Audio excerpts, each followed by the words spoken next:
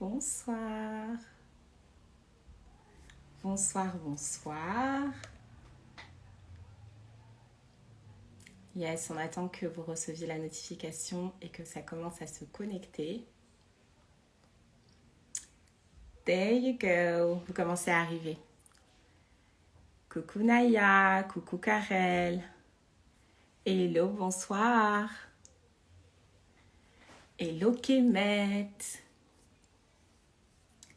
Coucou Gisèle. Coucou Samira. Hello Congo. Hello Donna. J'espère que vous allez bien. Est-ce que vous me voyez bien et est-ce que vous m'entendez bien déjà? On commence déjà sur de bonnes bases. Est-ce que vous me voyez bien et est-ce que vous m'entendez bien? Bonsoir KDK.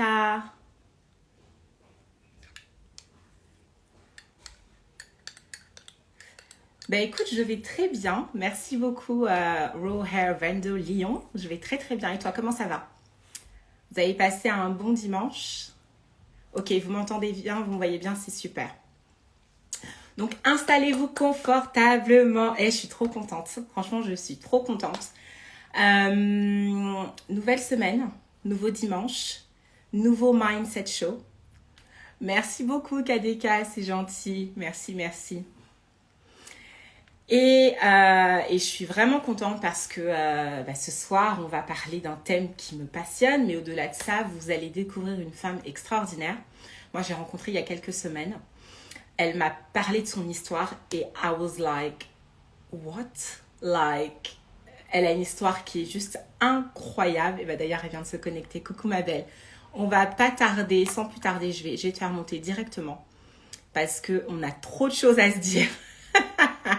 On a trop de choses à se dire, donc mieux vaut vous confortablement.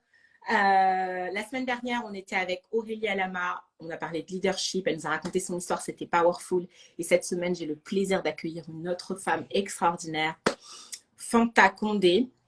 Fanta, est-ce que tu as bien reçu mon invitation? Parce que là, je viens de te l'envoyer. Je ne sais pas si tu as reçu.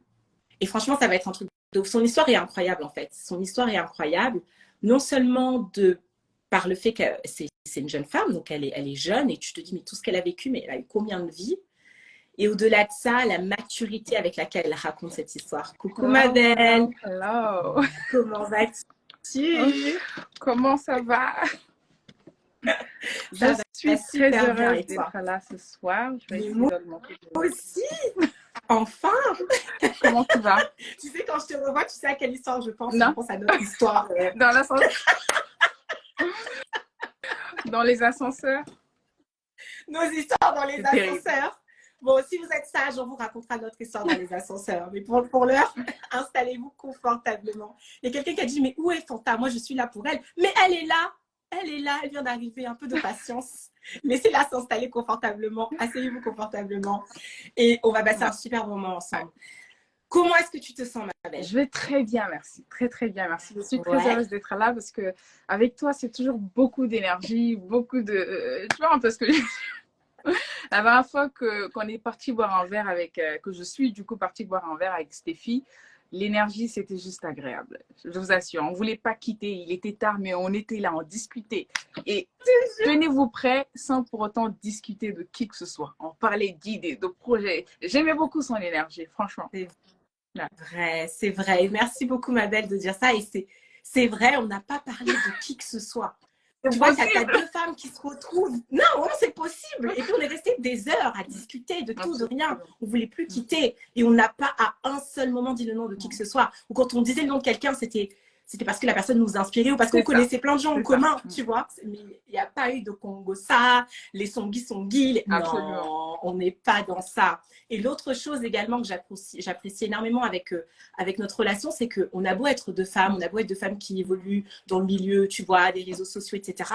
Mais on se pousse. Moi, je suis là, mais girl, you need to do this. Elle me dit, mais Stéphie, toi, tu dois faire ça. Et je te donne tous les outils. Et voici. Et I'm like, ça existe, ça, tu vois? Parce qu'on dit souvent, ouais, les femmes entre vous, vous êtes jalouses. Ouais, les femmes entre vous. Pas Non. du tout, pas du tout, pas du tout. Quand tu as confiance en toi, quand tu sais qui tu es, quand tu sais que ton étoile qui brille, n'est en aucun cas… un frein pour quand tu sais que l'étoile de quelqu'un d'autre qui brille ne t'empêche pas de briller absolument. toi-même, like, what do you want to be like this, you know? Exactly. So, franchement, I was so excited. Et franchement, je me disais que la conversation qu'on a eue, en fait, avec Fanta, fallait qu'on puisse la partager, en fait, parce qu'il y avait trop de valeur dans tout ça. Et en fait, de toute façon, on s'était déjà dit avant que non, you need to come on my podcast. And I was like, yeah, you need to come on my live. Mais je pense que vraiment, j'aimerais que ce soir, on puisse… même si nous, on connaît les histoires, je connais ton histoire aujourd'hui, tu connais la mienne, etc., mais qu'on puisse faire comme si c'était le début parce qu'il y a énormément de valeur à tirer de tout ça. Alors, avant qu'on rentre dans le vif du sujet, je vais quand même me présenter parce qu'il y a des gens du coup qui arrivent et qui ne savent pas qui je suis. Donc, je vais dire qui je suis, qu'est-ce qu'on est là pour faire et ensuite on va pouvoir commencer. C'est une soirée qui est interactive, donc vous allez pouvoir poser des questions, etc. Même si on a un petit peu de temps à la fin, vous pourrez monter même en live avec nous pour pouvoir voilà, poser vos questions, partager vos avis, etc. Donc, je me présente Stéphie, je suis la fondatrice du Média Black Connection, donc c'est là où on se trouve ce soir. Et le Média Black Connection, il a été créé il y a à peu près 3 ans de cela, donc suite à la mort de George Floyd, qui a simplement créé un électrochoc en moi et je me suis dit que j'avais envie d'être actrice du changement que je veux voir s'opérer dans ce monde. Et je me suis demandé quelles étaient les choses essentielles sur lesquelles on devait se concentrer en tant que communauté afro pour s'élever. Et là, il y a 2 choses qui me viennent. La première, c'est le mindset. Et Fanta, toi, tu parles très souvent du mindset. Le mindset, c'est notre façon de penser, la façon dont on est programmé, parce que c'est ce qui détermine pour moi tout le reste. Et la deuxième chose, c'est le business, parce qu'on est dans des sociétés aujourd'hui où si on veut que notre communauté afro soit respectée, il faut qu'on puisse peser d'un point de vue économique. C'est comme ça que ça fonctionne, qu'on le veuille ou non. D'accord? Donc, c'est pour ça que les 2 piliers de Black Connection sont le mindset et le business. Donc, pour le pilier mindset, eh bien, j'accueille des invités comme Fanta ce soir qui viennent nous partager leur vision de la vie, nous partager leur expérience, leur parcours, leur histoire. Et pour le pilier business, eh bien, les entrepreneurs font appel à nous pour la promotion de leur business, tout simplement, pour avoir de la visibilité, parce que tu as beau vendre le meilleur produit, le meilleur service, si on ne sait pas quitter, eh bien, il n'y a rien qui se passe et ton business, du coup, tombe à l'eau. OK? Donc, voilà un petit peu pour qui je suis. Je crois que tout au long de la soirée, il me semble que vous pouvez donner des badges, acheter des badges pour soutenir Black Connection si vous le faites. C'est avec grand cœur que je vous remercie pour ça. Et sans plus tarder, je vais laisser du coup la parole à Fanta parce qu'on n'est pas là pour moi ce soir. On est là pour t'écouter, toi, ma belle. Donc, vraiment, alors, le programme de ce soir. En première partie, j'aimerais que tu te présentes toi, en fait, que tu nous parles de toi, de ton histoire. Et vraiment, nous, on aime les détails ici. On aime les détails, on aime vraiment l'histoire longue, la version longue, parce que c'est là où il y a le plus de puissance. Je vois une petite main qui se lève derrière. Coucou, c'est ton petit frère? Mon frère qui veut absolument rentrer dans le live. Bon, tu veux qu'il fasse un coucou? Il peut, hein? Bien. En exclusivité, sous vos yeux ébahis, le petit frère de Fanta. Coucou, coucou beau gosse. Comment ça va? Maintenant, il est timide. Il voulait rentrer dans le live, maintenant, il ne veut plus. Donc, je disais que, voilà, nous, on aime la version longue ici. Donc, vraiment, prends ton temps pour nous raconter ton histoire qui est tout simplement fantastique. Et ensuite, la seconde partie, on va rentrer dans vraiment ce qui concerne la connaissance de soi. Parce que du coup, c'était vraiment l'objet de notre conversation quand on s'est rencontrés, Fanta et moi. On a discuté pendant des heures, tous les outils de connaissance de soi, parce qu'on place vraiment la connaissance de soi au centre de nos vies. Parce que justement, quand tu apprends à te connaître, tu n'envies pas les autres. Absolument. Quand tu apprends à te connaître, tu prends des décisions plus rapidement, qui sont plus en alignement avec toi, et tu progresses du coup beaucoup plus rapidement dans ta vie et vers l'atteinte de tes objectifs. Donc, on va parler de tout ça ce soir. Fanta, est-ce que tu veux nous dire qui tu es et ce que tu fais en quelques mots? Enfin, je ne sais pas pourquoi, mais j'ai comme l'impression que c'est toujours très difficile de parler de toi. C'est surtout de se présenter en quelques mots, c'est pas facile. C'est pas facile. But you can do it. Alors, je suis, comment vous dire, où commencer? Je suis simplement Fanta, une jeune dame qui fait son bout de chemin dans le domaine de la distribution alimentaire, dans le conseil, donc plus précisément dans la création de contenu. On parle un petit peu de développement personnel, on parle de business, donc d'entrepreneuriat, on parle également de laboratoire et tout ce qui va avec. Et mis à part ça, je suis une personne très passionnée. Je suis passionnée des gens. J'aime beaucoup l'humain en général. Je pense que c'est l'une des choses qui me pousse à faire tout ce que je fais actuellement. Et je suis très optimiste comme personne. Je suis quelquefois têtue, mais c'est pas négatif. Quelquefois têtue. Mais je pense que ça m'apporte plus de bienfaits qu'autre chose. Bien évidemment, je suis dans la mesure, hein, je ne déborde pas, mais quoi dire d'autre? Je suis une personne hyper passionnée et je suis... voilà. Elle est fantastique, voilà. Et pour ceux qui ont compris le jeu de mots, chapeau là-bas, elle est fantastique. Non, mais ouais, c'est jamais facile de se définir, de se présenter en quelques mots comme ça. Est-ce que tu veux nous raconter ton histoire, Fanta, nous dire dans quel genre de famille tu as grandi, quel a été un petit peu ton parcours, tu as évolué, aujourd'hui tu es sur les réseaux, tu es créatrice de contenu, tu fais du consulting, donc tu conseilles les gens sur leur business, sur leur mindset, sur la façon dont ils mènent leur vie. Comment est-ce que tu es arrivée à cela et qu'est-ce qui a déterminé en fait cette femme que tu es aujourd'hui? Donc vraiment, raconte-nous ton histoire. Tu es une serial entrepreneur. Tu as fait des choses que quand on te voit, on ne peut pas s'imaginer que tu as fait ça. Moi, je sais tout ça. Mais les gens là ne le savent pas. Donc, raconte-nous chaque bout de ton histoire. D'accord. D'abord, je te remercie pour l'opportunité, Stéphie. C'est pas vraiment donné. Malheureusement, il y a des gens qui ont beaucoup d'abonnés, mais ils passent pas vraiment le temps à promouvoir les autres. Et l'une des choses que j'apprécie beaucoup chez toi, c'est le fait de mettre les autres en avant. Donc, merci pour ça. Merci de nous accorder justement cette opportunité de pouvoir grandir, de partager avec nous en fait aussi tes connaissances et tout ce qui va avec. Pour être court, tu me dis qu'il faut qu'elle soit longue, c'est ça? Oui, il faut que ce soit long. Ne t'inquiète pas, ne D'accord. sois pas courte. Oui. Je suis, disons que j'ai grandi dans une famille assez stable. Hein. Quand je dis stable, pas spécialement la stabilité financière, quoique je me plaignais pas du tout parce que mon père a été celui-là même qui s'est toujours battu pour ses enfants, donc à faire en sorte qu'on ne manque de rien. Donc je suis issue d'une famille de médecins, mais aussi de ma mère qui entreprenait. Elle a toujours entrepris d'ailleurs. Et quoi dire, à part le fait que quand j'étais petit, je sortais pas beaucoup, c'était l'école, la maison, c'était vraiment la vie que j'ai connue. Et puis après, dans une dizaine d'années, j'ai quitté. Est-ce que vous m'entendez? Parce que j'ai porté les écouteurs. Voilà. Ouais, on t'entend Et très bien. j'ai quitté en fait la Guinée simplement pour rejoindre la France. Je suis arrivée en T'avais France. quel âge? J'avais, je ne sais pas exactement, mais je sais que j'étais jeune, entre 10, 11 ans par là. Et quand je suis arrivée, donc naturellement, je suis repartie à l'école. Non, je ne suis pas née en France, je suis née en Guinée. Je suis naturellement repartie à l'école, sauf que j'ai fait face à un premier challenge. Mon premier challenge à l'école, c'était l'accent. Je pense que tous ceux qui sont venus très petits ou même ceux qui sont venus un peu plus grands peuvent en témoigner. C'est un des problèmes à quoi j'ai fait face. Et moi, cela me complexait au point où je ne pouvais pas parler. J'étais figée derrière. Enfin, je ne pouvais pas du tout m'exprimer. Je sais ce que ça fait, le fait de ne pas pouvoir s'exprimer. Voilà pourquoi j'ai choisi aussi comme je me suis dédiée au fait d'aider justement les gens à savoir prendre la parole en public parce que c'est pas du tout évident, je vous assure. C'est un sentiment très désagréable que je ne souhaite à personne. Et quand je suis arrivée en France, je partais à l'école, j'ai commencé à être, j'étais très moquée en classe. J'étais moquée par des camarades de classe. Je ne sais pas pourquoi d'ailleurs. J'ai toujours été moquée quand j'étais jeune. Hein. C'est quand même très marrant que la vie, la vie sait faire les choses. J'ai toujours été moquée. Et premièrement, ils ont commencé à se moquer de mon accent, comment je parlais. D'ailleurs, on ne t'entendait pas. C'est-à-dire que on se moquait de moi. Je ne pouvais pas m'exprimer tellement que j'avais honte justement de m'exprimer que il m'arrivait des moments où je préférais dire des choses comme ça. Et je parlais pas du tout. je préférais je préférais faire passer mes messages de cette manière. Et quand on me disait, mais attends, on n'a pas compris, Fanta, qu'est-ce que tu veux dire? Mais parle, on n'a pas compris. Limite, j'étais miette, en fait. C'était ça le problème.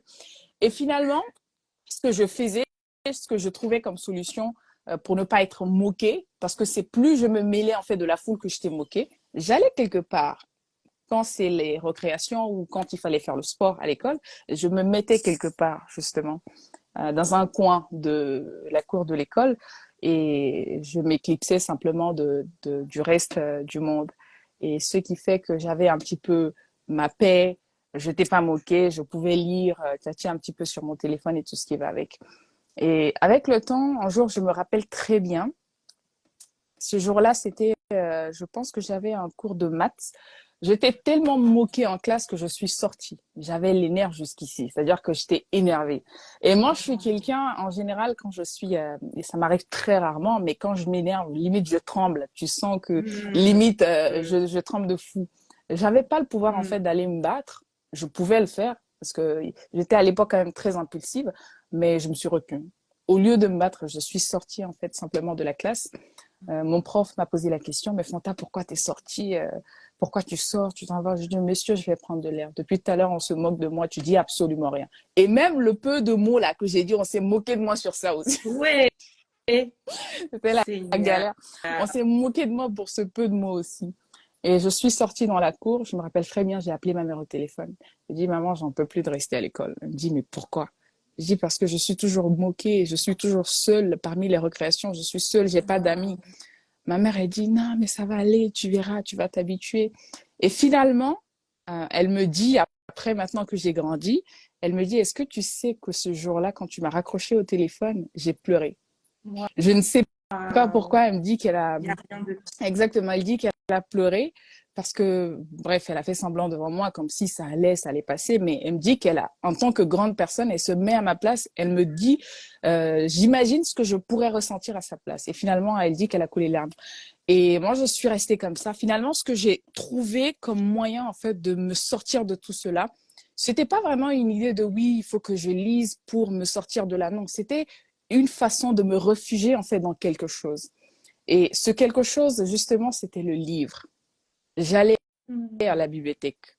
Moi-même, après le... Et pour dire que pendant qu'on se moquait de moi, je misais tout dans les études.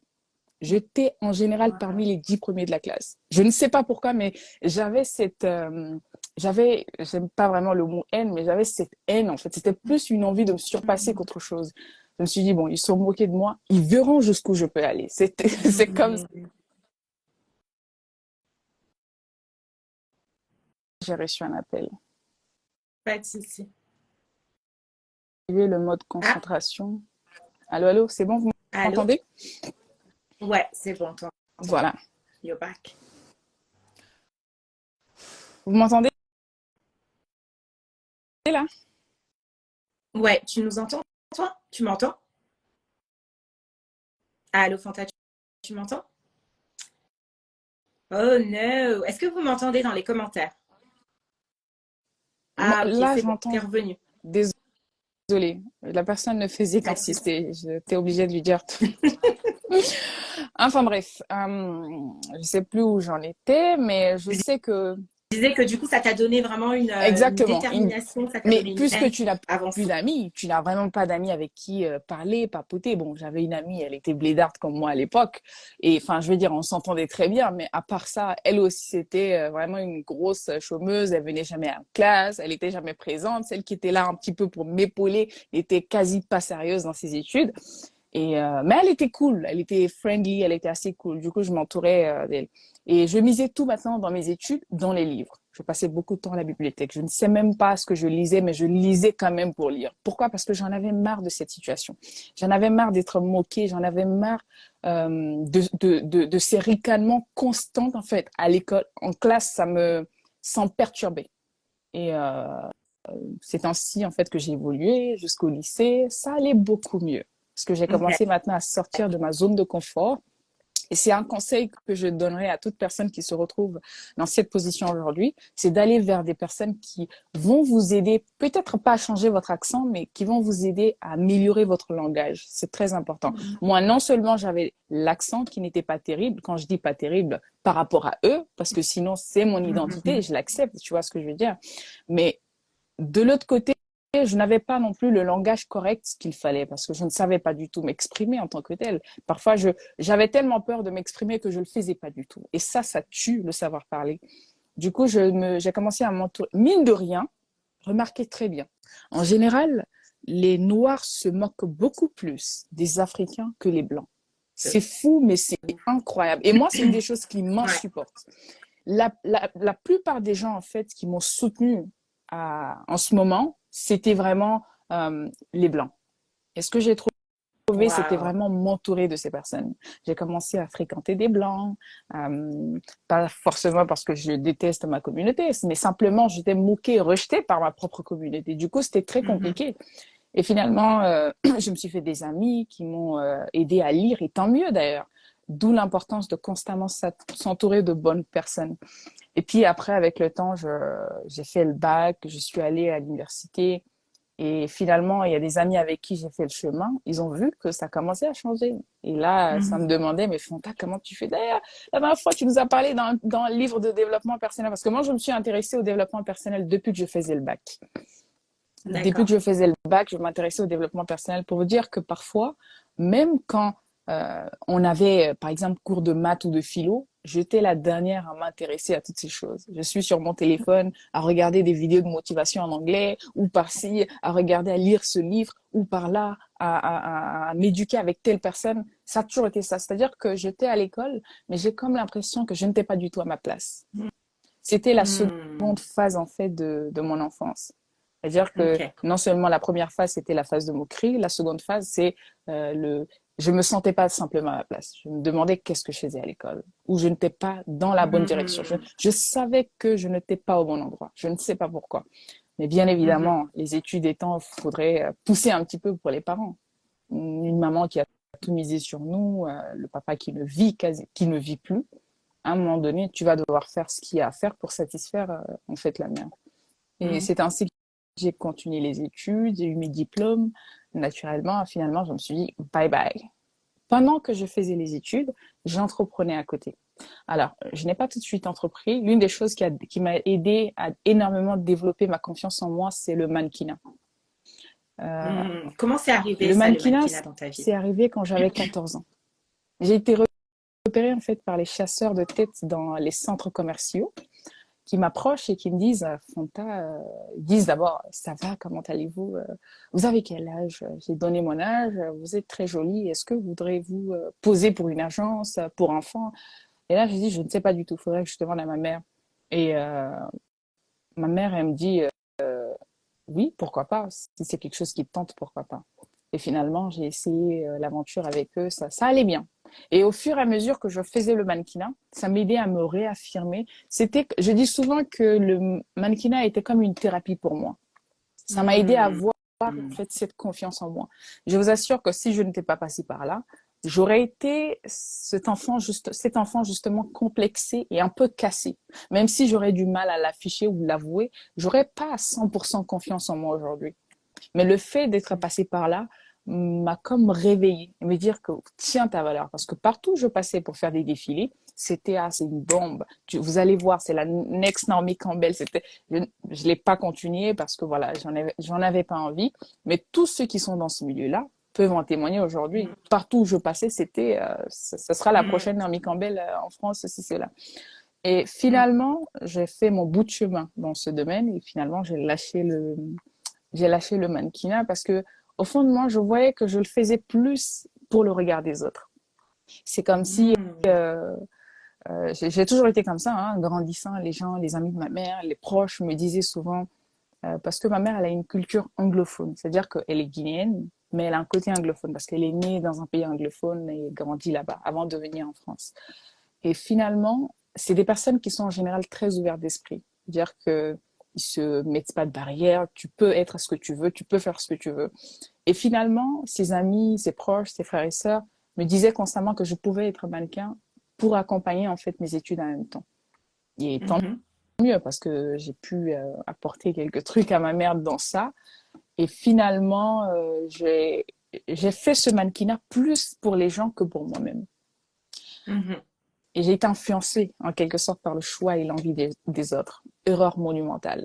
Bien évidemment que ça m'a servi de leçon, bien évidemment que ça m'a apporté plus, bien évidemment que ça m'a aidé à avoir confiance en moi et grandir, mais ce n'était pas tout puisque je n'étais pas dans ma propre voie, je n'étais pas dans ma destinée. J'étais dans Mhm. la vision et dans la recommandation de quelqu'un d'autre. Très important. Quand vous ne savez pas du tout quoi faire dans la vie, évitez de vous pouvez chercher à explorer pour avoir de l'expérience, chose que j'ai faite. Mhm. Mais j'ai été assez, par la grâce de Dieu, bien évidemment, j'ai été assez forte pour comprendre que le mannequinat, c'est pas vraiment ce qui me fait vibrer. Je vous assure qu'il y en a dans le mannequinat aujourd'hui que moi je connais, elles sont encore dans le mannequinat. Elles savent très bien que c'est pas vraiment leur destinée, c'est pas vraiment leur couloir, mais elles ont peur de se dire la vérité. Combien de personnes osent sortir de là, sachant que vous êtes très bien payé, vous avez de la notoriété, vous avez de la chance, vous avez certainement de la chance d'aller encore plus loin parce que vous vous faites remarquer, parce que ceci, cela. Et finalement, vous dire que non, c'est pas ce que j'ai envie de faire. J'ai envie de faire autre chose. J'en connais pas beaucoup qui ont ce courage de... Exactement. Et finalement, je me suis dit que j'ai eu la chance non seulement de faire ce métier, mais j'ai eu aussi le malheur d'être influencée par le choix des gens. Et dès lors que je me suis rendu compte que j'ai été influencée, finalement, je me suis retirée et je suis allée, disons, en quête de ce qui me fait vibrer. Et la chose qui me faisait vibrer, honnêtement, c'est les affaires. Bien que ça soit dur, bien que je ne gagne absolument rien. Juste pour vous donner, en fait, une estimation de ce qu'on pouvait gagner en tant que mannequin, en 1 heure de shooting, tu peux te taper un 3 000 € facilement. Et ça, il n'y a pas vraiment le droit à l'image, il n'y a pas vraiment... parce que le droit à l'image, bien évidemment, est payé chaque fin du mois. Il n'y a pas vraiment... Il y a tout un tas de petits trucs qui n'est pas payé à côté, quoi. Mais juste le fait d'avoir fait un shooting d'1 heure. Wow. Donc, c'est pour dire que c'est un milieu, effectivement, quand tu as la chance de grimper, tu es excellemment bien payé. Mais malgré ça, ce n'était pas vraiment ce qui faisait mon bonheur. Ce qui faisait mon bonheur, c'était les affaires. J'étais impressionnée de voir toutes ces personnes se réveiller, faire ceci, mais elles le font pour elles-mêmes. Ça, c'est ça que j'aimais. C'était certes dur, compliqué, mais c'est ça que j'aimais. Et petit à petit, j'ai commencé à me lancer dans... D'abord, j'ai mis stop à mon contrat de mannequinat. Il faut savoir... Du jour au lendemain, comme ça, même avec l'argent que tu gagnais, tu décides de mettre. Je suis le genre de personne qui prend d'énormes risques. C'est-à-dire que je prends parfois des risques assez fous. Et quand j'en parle, les gens à côté de moi me disent souvent tu as perdu la tête. Comment se fait-il que tu abandonnes du jour au lendemain pour aller vers en fait une destination inconnue? Chose qui est tout à fait Tu n'avais pas encore de plan B à ce moment-là quand tu lâches le mannequinat. Tu dis juste c'est plus en alignement avec moi, je ne veux plus faire ça. Et franchement, je ne suis pas là non plus pour vous faire miroiter une certaine réalité qui n'est pas la mienne. Je suis là pour vous dire vraiment qui je suis. C'est-à-dire que je suis comme ça. Parfois, je prends des risques irréfléchis. C'est-à-dire que je ne suis pas spéciale. Bien évidemment qu'avec le temps, l'expérience, je me suis cassé la figure. J'essaie de m'assagir, de comprendre beaucoup de choses.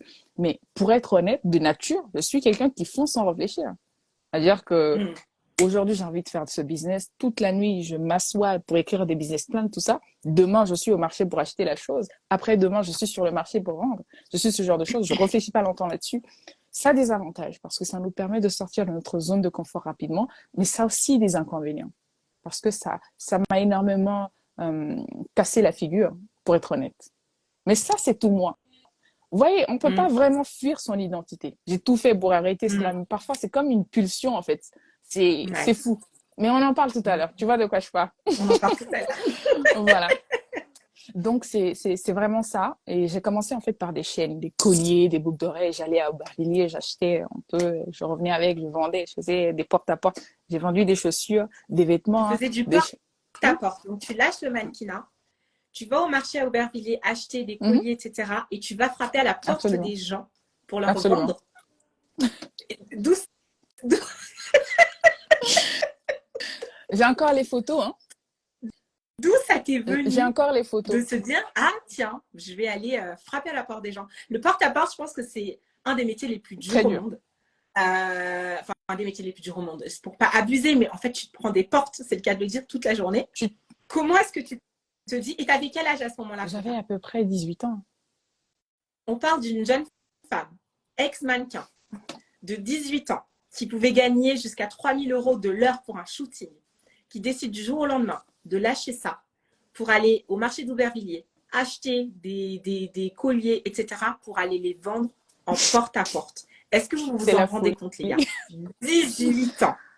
Ça c'est la magie. Tu te dis, mais waouh! C'est la folie, c'est carrément la folie. Et puis, enfin, franchement, tout ce que je vous dis, non seulement je l'ai écrit, parce que je tiens toujours un journal où j'écris presque tout, et mis à part ça, j'ai des photos et des vidéos qui accompagnent tout ce que je suis en train de vous dire. Le bon moment venu, bien évidemment, je mettrai tout ce qu'il faut, mais il y a tout qui est. C'est-à-dire que je ne suis pas dans le genre de storytelling, machin, j'embellis les choses. Non, non, non, non, non. Je vais vous le faire voir tôt ou tard, toutes ces choses. Et j'ai commencé à faire des porte-à-porte, justement du porte-à-porte. Et figurez-vous que parfois, on me claquait la porte. Je suis allée voir, par exemple, un rebeu, je crois que c'est un Marocain, si je dis pas de bêtises.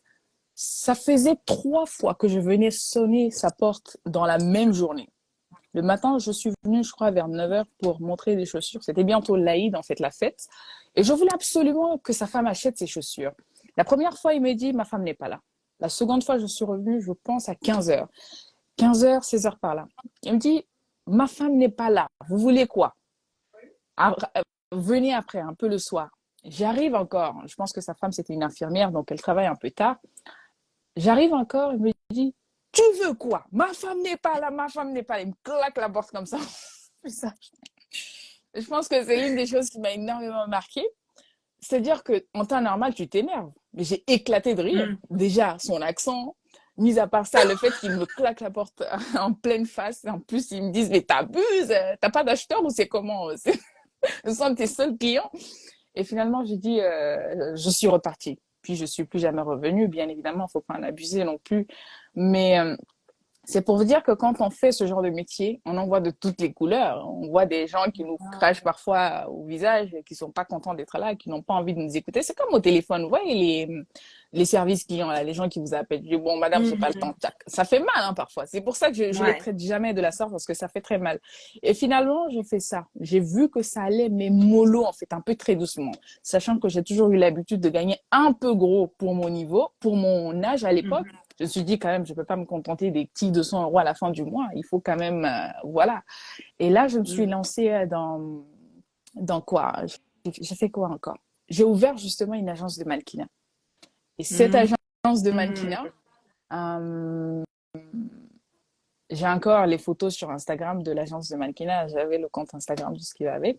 J'avais à peu près 24 filles qui travaillaient pour moi et 13 garçons. Et c'est ça. Et ces 24 filles, ce n'étaient pas que des mannequins, c'était aussi des modèles clips. C'est-à-dire que j'ai su tisser des liens avec des producteurs de musique, tout ce qui va avec. Et de là, je disais, parce que j'étais toujours contactée par des gens pour aller faire leurs clips. Et moi, c'est des choses qui me plaisent pas vraiment. Soit je reste dans le domaine mannequinat, c'est pro, tout ça, ou aller dans le monde des clips des artistes, showbiz, vraiment dans ce cadre, c'est pas quelque chose ça me disait pas grand-chose. Et de là, ce que j'ai eu comme idée, c'était d'avoir des filles. J'ai commencé sur Facebook, je suis allée sur les pages Facebook, j'ai commencé à rechercher ceci, cela. Et là, j'ai vu pas mal de demandes, les filles qui disent, bon, bah, je vais intégrer ton agence. C'était assez cool. Et on a commencé, en fait, j'ai ouvert l'agence, je les manage. Il faut savoir que j'étais plus jeune que toutes ces filles. Non seulement j'étais jeune, et mis à part ça, j'étais incompétente dans la gestion des relations humaines. Je m'énervais à chaque fois qu'il y a des retards. Elles savent, je ne vais pas attendre que quelqu'un le dise un jour. Il faudrait que moi-même je le dise parce que je m'énervais tout le temps. Mais finalement, je me suis excusée, écoute, ceci, cela. Et puis j'ai arrêté cette agence parce que j'étais simplement incompétente. C'est ça la vérité. À 18 ans, presque 19 ans, gérer une agence de mannequinat avec zéro expérience dans le monde des affaires, pas de connaissances dans la gestion des relations humaines. C'était compliqué. Et c'était c'était eux mes produits, vu qu'il y avait des garçons et des femmes. Et finalement, mais ça marchait au début très bien parce que voilà, je les faisais partir pour faire des clips, je gagnais en fait une commission là-dessus, et ça roulait bien. Mais vu que je ne savais pas gérer, j'ai dû mettre stop là-dessus. Et après ça, j'ai commencé en fait, j'ai fait tellement de business, c'est fou. Parfois, je m'en rappelle même pas, mais je sais quand même que j'ai beaucoup de photos. Mais juste après, je sais que j'ai commencé à m'intéresser dans l'alimentation. J'ai commencé en fait à faire des desserts, des gays. C'était vraiment au temps de Corona, tout ça. Hein. C'était bien un petit peu quand même avant Corona. J'ai commencé en fait à faire des desserts que j'envoyais à Château-Rouge pour vendre. Et le but, l'histoire derrière ce dessert, c'était de pouvoir ramener dans les grandes surfaces, un peu comme Leclerc, Auchan, tout ça. C'était vraiment la vision derrière. Et mon but, c'était d'abord de faire connaître mon produit sur le marché. Ensuite, chercher des investisseurs. Et pour faire connaître mes produits, sachant que quand j'ai arrêté le mannequinat, j'avais pas de réserve d'argent, à part ce que je donnais à ma mère pour elle-même et elle l'investissait à sa manière. Mais moi, de mon côté, j'avais absolument rien. J'avais pas de connaissances. J'ai pas prévu, en fait. Erreur monumentale. Et je suis repartie encore en arrière. Je suis partie à Châteauroux. J'ai commencé à vendre. Et là, dans mes ventes, je faisais du déguet, des pots de 3 euros, de 5 euros, non, de 3 euros, de 7 euros et de 15 euros. 1,50 litre à 15 euros. Et finalement, je suis restée dans ça. Je rends grâce, ça marchait assez bien. J'ai eu l'idée. Donc, tu fais tes études à côté. Désolée de t'interrompre, hein, mais Bien juste pour sûr. comprendre bien. Donc, tu fais tes études à côté. Enfin, tu fais tes études et à côté de ça, tu vas à Château-Rouge pour vendre du déguet que toi-même tu as préparé chez toi, Exactement. etc. D'accord sur Exactement. ça. Juste petite question qui a été posée dans les commentaires. Avec quoi est-ce que tu avais ouvert ton agence de mannequinat? Mais je pense qu'il n'y a pas besoin d'économie. Enfin, ça, c'est un truc où c'est les gens qui viennent et puis ensuite, Mais tu fais la mise en c'est relation. simple. Il faut. Je dis très souvent que quand on est un entrepreneur, cherchez pas à voir grand. C'est-à-dire que viser loin et commencer petit. Et quand on parle de commencer petit, il n'y a pas besoin d'aller prendre ceci, cela, je recrute ci, je recrute ça, je prends localement, mais tu n'as pas besoin. Tout se passait sur WhatsApp pour moi. Et ça fonctionnait. Je faisais de l'argent là derrière. Vous voyez ce que je veux dire? Parfois, apprenez à commencer petit. Et comme je le disais tantôt, donc à Château-Rouge, tout se passait bien. Et finalement, j'ai eu l'idée de lancer en fait ce produit. Alors, il faut savoir que je n'ai pas vendu à Château-Rouge mon dégât juste pendant 1 mois ou 2 mois. J'ai fait plus d'une année là-dedans. Je vendais à Château-Rouge du Déguet. Et finalement, le confinement est arrivé. Entre-temps, on a dû arrêter, c'était compliqué. Mais pendant le confinement, j'ai eu l'idée en fait de lancer les poissons. Non, avant le confinement, d'abord, avant le déguet, je faisais du poisson fumé. Et le poisson fumé, c'était vraiment les conquets, les gros poissons fumés venant de l'Afrique de l'Ouest. Je vendais un petit peu. Et ça, je faisais également du porte-à-porte. Je ramenais de grandes valises. Je distribuais un peu partout jusqu'à ce que je trouvât même des étudiantes à Orléans, à Lille, à Nantes et dans les villes un peu proches de l'Île-de-France où j'ai dû distribuer ces produits avec. Et voici comment ça se passait. On venait avec moi mes produits. Je repérais 2, 3, 4, 5 étudiantes. Je ramenais ces produits. Elles m'achetaient ces produits parce que je leur vendais au final. Je diminuais les prix, donc je vendais au prix en gros. Et elles mettaient en fait leur plus-value là-dessus, donc leur bénéfice, dans le but de faire des affaires. C'est-à-dire que je ramène, je fournis, elles me donnent l'argent, elles revendent à leur tour. C'est comme ça qu'on se faisait de l'argent. Et non seulement Tu as fait du network marketing avec avec du poisson le poisson fumé. fumé. Et je vous assure que c'est énorme, c'est Incroyable. énormément d'argent si vous comprenez cette stratégie. Je vous assure que j'ai très souvent dit que c'est un business qui est très sous-estimé parce que c'est pas très connu. Et il n'y a pas beaucoup de monde là-dedans. Il y a un besoin dedans. Comment tu t'es lancé dans ça? Parce qu'à chaque fois, donc c'est vrai que tu as fait énormément de choses, des choses qui sont très variées, des choses qui sont loin, on va dire, de toi. Quand on te voit, on se dit, mais attends, comment elle peut passer du poisson fumé, vendre des chaussures? Comment est-ce que tu choisis les business dans lesquels tu te lances, en fait? C'est simple. Je repère ce qui peut marcher, je me lance là-dedans. Donc, dès que tu saisis une opportunité, tu vois qu'il y a un problème à résoudre, il y a quelque chose, quelqu'un qui te demande quelque chose, exactement. Enfin, un thème de business, je me qualifierais plus de Bernard Tapie qu'autre chose. Je suis plus dans sa vision qu'autre chose. C'est le genre de personne qui crée des business. Il crée l'idée, il crée la chose. C'est un bon fondateur. C'est-à-dire qu'il crée, il peut revendre facilement. Je suis plus dans son énergie qu'autre chose. Je ne suis pas le genre de personne qui sera figée sur une seule entreprise jusqu'à la fin de ma vie.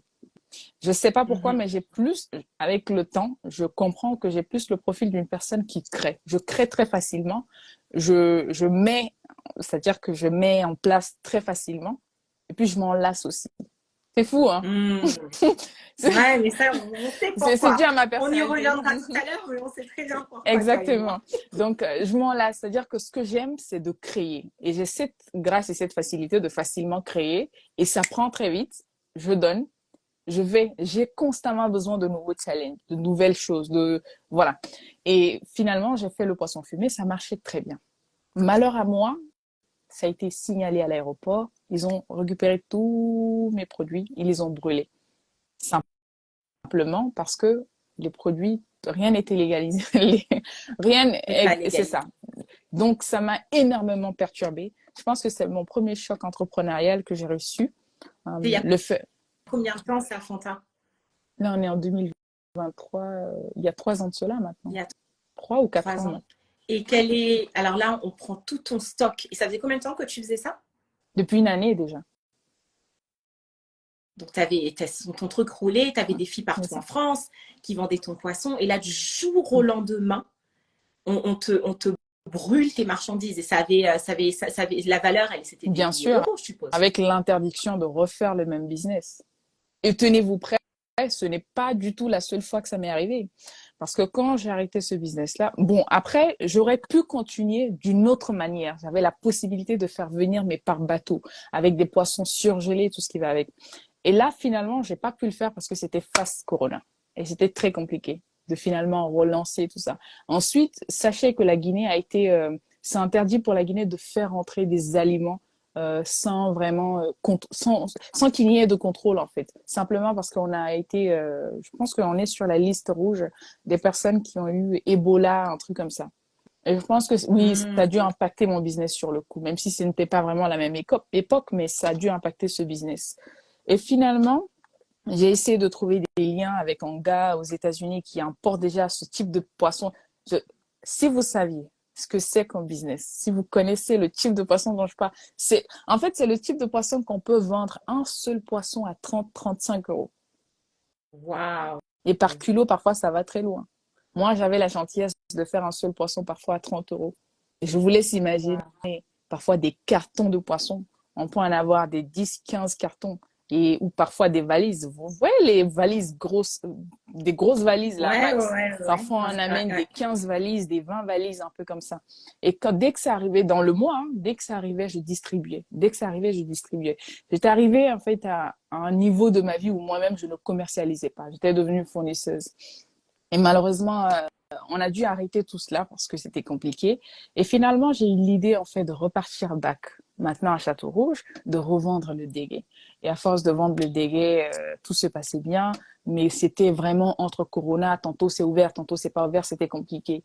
Et finalement, j'ai eu l'idée, parce que les gens qui venaient acheter en fait ces desserts, c'était des personnes également, souvent, j'ai remarqué en fait qu'il y avait plus d'hommes célibataires qu'autre chose. Et ça, parmi ces hommes célibataires, j'ai repéré une opportunité. C'était simplement de leur servir à manger, servir à boire peut-être. Et là, j'ai commencé à miser à côté sur l'alimentation. Ma mère, c'est une excellente cuisinière et elle sait faire des foufous, des plats calés, de toutes ces choses. Et je cuisinais avec elle. Les week-ends, quand j'allais pas à l'école, on rassemblait nos forces, on travaillait. Et quand j'allais à l'école, c'est elle qui prenait les relais. Et du coup, elle a complètement arrêté de travailler puisqu'elle était payée à la fin du mois par ce qu'on faisait.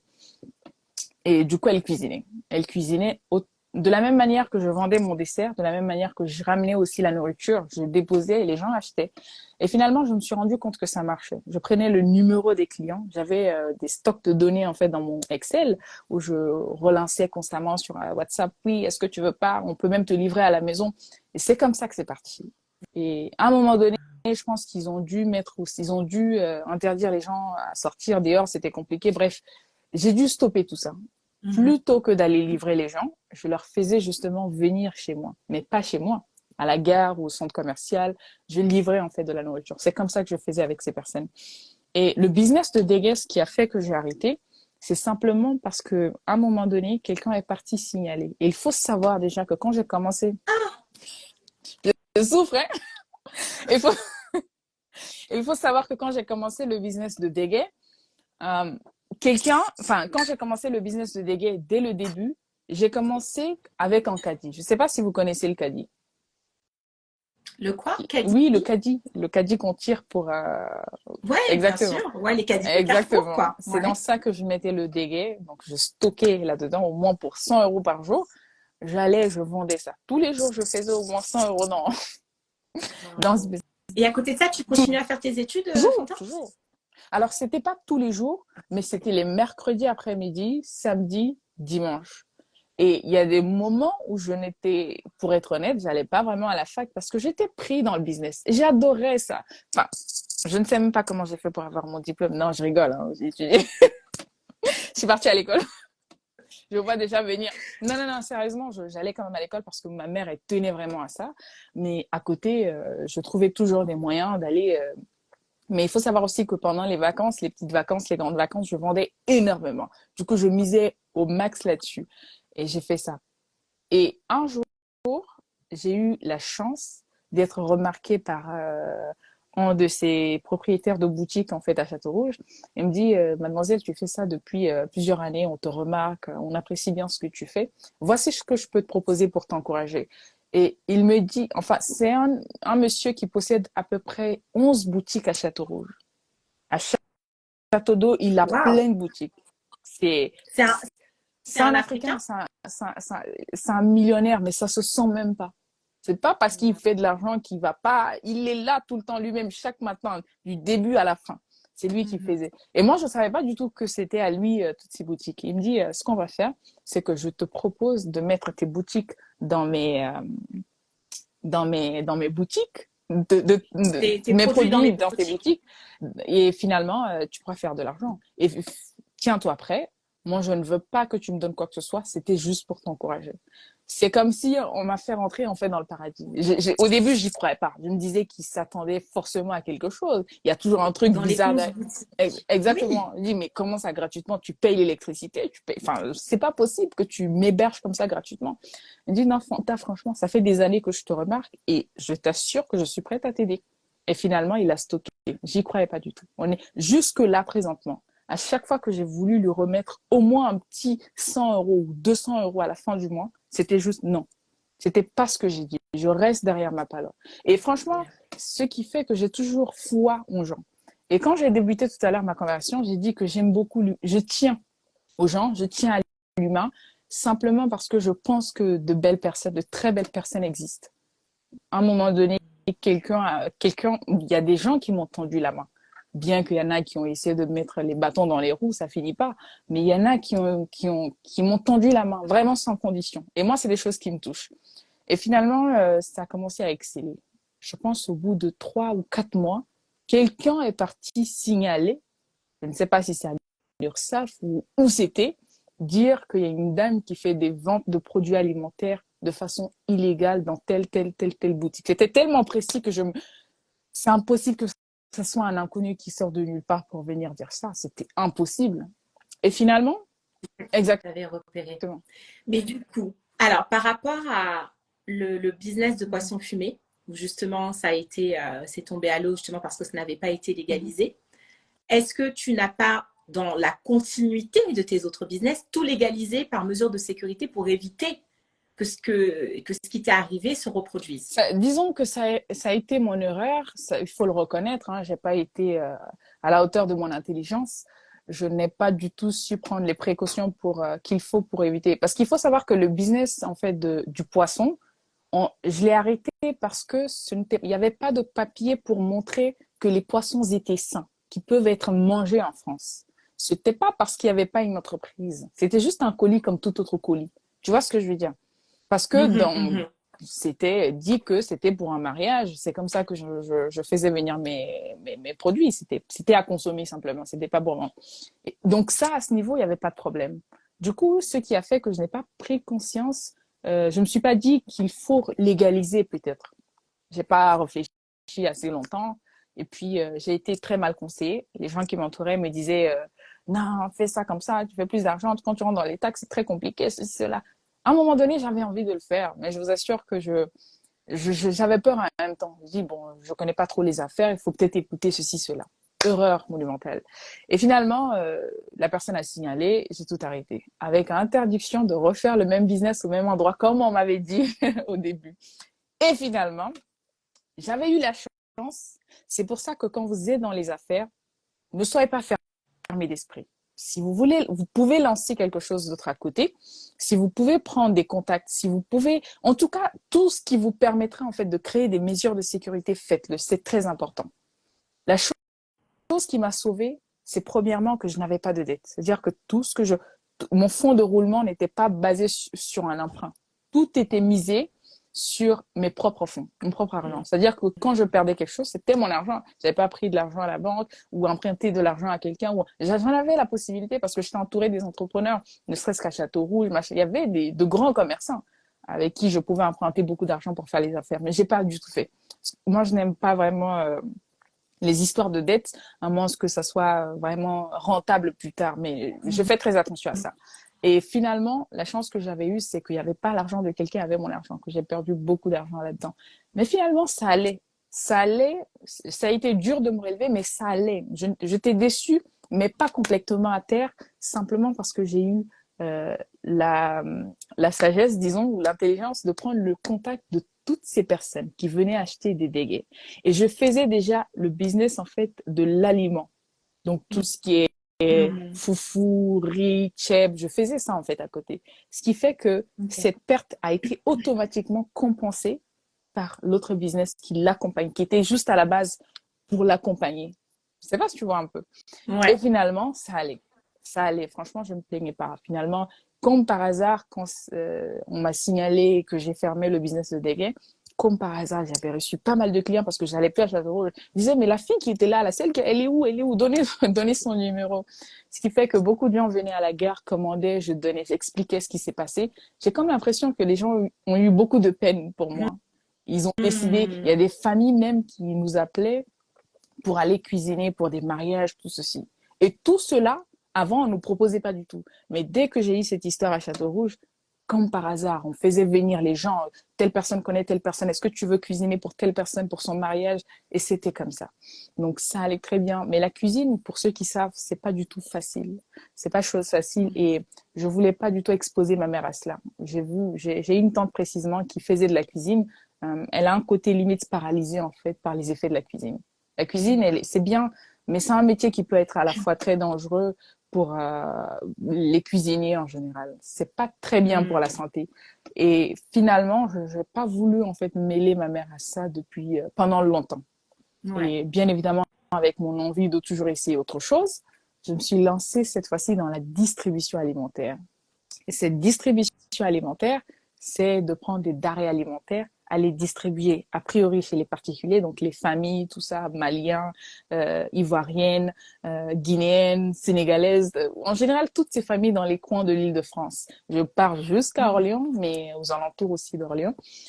Et les gens qui n'ont pas la chance de venir dans le marché international à Château-Rouge, donc moi je les livrais. Il y a des familles qui n'ont pas de voiture. Donc je servais moi et mon camion justement, on servait d'aide pour ces personnes-là. On les livrait tout ce qu'ils avaient besoin. Il suffit simplement qu'ils passent leur commande de la fin du mois, ils sont livrés. Et finalement, dans cette première gamme, il y avait les aliments africains spécialisés pour les parents africains. Et deuxièmement, j'ai Mhm. repéré en fait une opportunité, c'est les enfants d'ici. J'ai pris l'exemple sur nous. En général, à la maison, mes frères et sœurs, ce qu'ils mangent, c'est pas ce que ma mère, elle mange, en général. Des frites, toutes ces choses-là, même si ma mère, elle essaye d'imposer manger africain, mais c'est pas toujours comme nous. Parfois, on mange les pondous, tout ça, et les enfants d'ici, même s'ils le font, mais c'est pas tout le temps fréquent. Et je me Ouais. suis dit, pourquoi pas, en fait, proposer cette nouvelle gamme qui est justement les aliments consommés par les enfants. Et finalement, ça faisait Mhm. deux gammes. Ce qui fait que les familles ont toujours besoin de moi pour les ravitailler. Et du coup, ça allait finalement. J'ai eu un camion naturellement. J'ai commencé à faire des affaires et puis voilà. Et le second challenge, c'était, j'étais tout le temps présente. Je portais moi-même des cartons de bananes de 22 kilos. Il fallait me voir. Chaque carton 22 kilos. On peut y avoir en fait au moins 50 cartons. Imaginez-vous de se lever à 3 heures du matin parce que pour aller récupérer tous ces produits chez mes fournisseurs. Dans mes débuts, bien évidemment, il fallait que je me lève entre 3 heures et 4 heures du matin. Il fallait que je sois là-bas au minimum 5h30 pour prendre les poissons frais, l'huile, ceci, cela, le riz, les sacs de riz. Il faut qu'on charge les camions et finalement ramener, atteindre quelque part au moins jusqu'à 10 heures. 10 heures, 11 heures, le temps que les clients se réveillent. Il y en a qui travaillent très tôt et donc il faut être à la hauteur pour livrer. Et à mis à part les particuliers, on a développé aussi une seconde gamme qui est simplement les boutiques, les boutiques dans les coins de la rue qui ont besoin parfois d'assistance, même si c'est vrai qu'ils ont toujours leur camionnette, mais parfois ils n'ont pas spécialement envie de se déplacer. C'est beaucoup de coûts pour coûts de transport, tout ça. Ils ont Mhm. envie d'être livrés aussi. Et j'ai repéré comme opportunité de simplement les servir. Donc ça allait plutôt bien. Et finalement, mon second challenge dans ce business, c'était vraiment d'automatiser tout cela. Parce que j'étais toujours là à fond là-dedans. Surtout que je venais à peine de finir les études. Du coup, tu J'ai, as fait quoi au niveau de tes études d'ailleurs? Parce que tout à l'heure, il y a alors, quelqu'un qui a demandé ça. j'ai fait un, Qu'est-ce j'ai fait un DUT GEA. comme moi? Voilà. Enfin, J'ai fait un DUT GEA et finalement, j'ai changé, quoi. J'ai changé parce que je ne me retrouvais pas dans tout ça. Et je me suis dirigée vers la tech. C'est ainsi que j'ai commencé des formations intensives sur la tech, à devenir développeuse web et applications. Et pendant que justement, je faisais de la livraison pour les gens, tout ça, je me suis inscrite dans une école de tech pour justement apprendre cette formation de tech pour développeuse web et applications. Et juste après cette formation, j'ai refait une autre formation sur la gestion de projet. J'ai eu un boulot à côté que je combinais justement avec ce business. C'est comme ça que ça s'est passé et finalement, bah, j'ai réussi à automatiser ce business, c'est-à-dire qu'avec ou sans moi, ça peut quand même fonctionner. Il y a des gens qui livrent tous les week-ends et je suis totalement à l'aise avec tout ça. Voilà. Waouh! Est-ce que dans les commentaires, s'il vous plaît, les vrais, vous savez, est-ce qu'on peut avoir des oh yes baby pour l'histoire de Fanta, s'il vous plaît? Oh yes baby, c'est Fanta, c'est le cri de joie, le cri de ralliement, le cri de l'expression de notre what can I say? I don't know. C'est fini. C'est genre oh yes baby, like Fanta. Honnêtement, on attend seulement le livre. On attend seulement le livre. Ton histoire, elle est incroyable. C'est-à-dire que Tu même veux quand pas tu me me lâcher avec racontes tout cette ça, histoire de livre, hein? non, je t'ai dit, depuis la première fois que tu m'as raconté ton histoire, je t'ai dit, mais écris-nous un livre, s'il te plaît, et n'attends pas d'être vieille en te disant, oh, de toute façon, j'ai le temps. Non, girl, like, l'âge ne signifie rien. Surtout quand, tout comme toi, en fait, on a eu des multiples vies. Like, honnêtement, pour ceux qui nous ont rejoints en cours de route, je vais essayer de résumer ça, mais très rapidement. Donc, il y a des choses qui vont sauter, etc. Mais on parle d'une jeune femme aujourd'hui qui est dans sa vingtaine. Est-ce que tu veux donner ton âge, Fantin? Quel âge vous me donnez? Ok. Dites dans les commentaires quel âge vous me donnez. Parce qu'à chaque fois que je sors mon âge, c'est wow! Comment ça c'est? Les gens sont choqués. Exactement. Donc, je vous laisse donner mon âge. Mais elle est dans sa vingtaine. Elle est arrivée en France de la Guinée quand elle avait 10-11 ans. Moquée pendant toute son enfance parce qu'elle arrivait avec un accent, parce qu'elle est arrivée donc différente, culture différente, etc. Donc très isolée, très seule. Ensuite, elle grandit et elle sent que grâce à la lecture, grâce à l'exploration de soi, elle commence un petit peu à déployer ses ailes. Alors, il y en a qui disent 27, 34, 25, 25, 25. 28. Ah, mais il y en a qui sont pas loin. 25, 28, 24. Elle me va dire. J'en ai 24. Enfin, il y a une personne qui l'a trouvé. Enfin. Il y a une personne qui a trouvé. Il y a quelqu'un qui a dit 23, 25, 23. 32 ans. 32 ans, mais oui, non, mais oui, c'est incroyable. Donc, je disais, voilà, elle grandit, du coup, elle rentre vraiment dans l'exploration de soi et au travers de son parcours, elle sent que voilà, tout ce qui est la scolarité telle qu'on la connaît n'est pas vraiment quelque chose qui est en alignement avec elle. Elle a ce désir d'aller explorer ailleurs. Elle a ce désir d'aller explorer ailleurs. Elle est attirée par le commerce très jeune, par les affaires.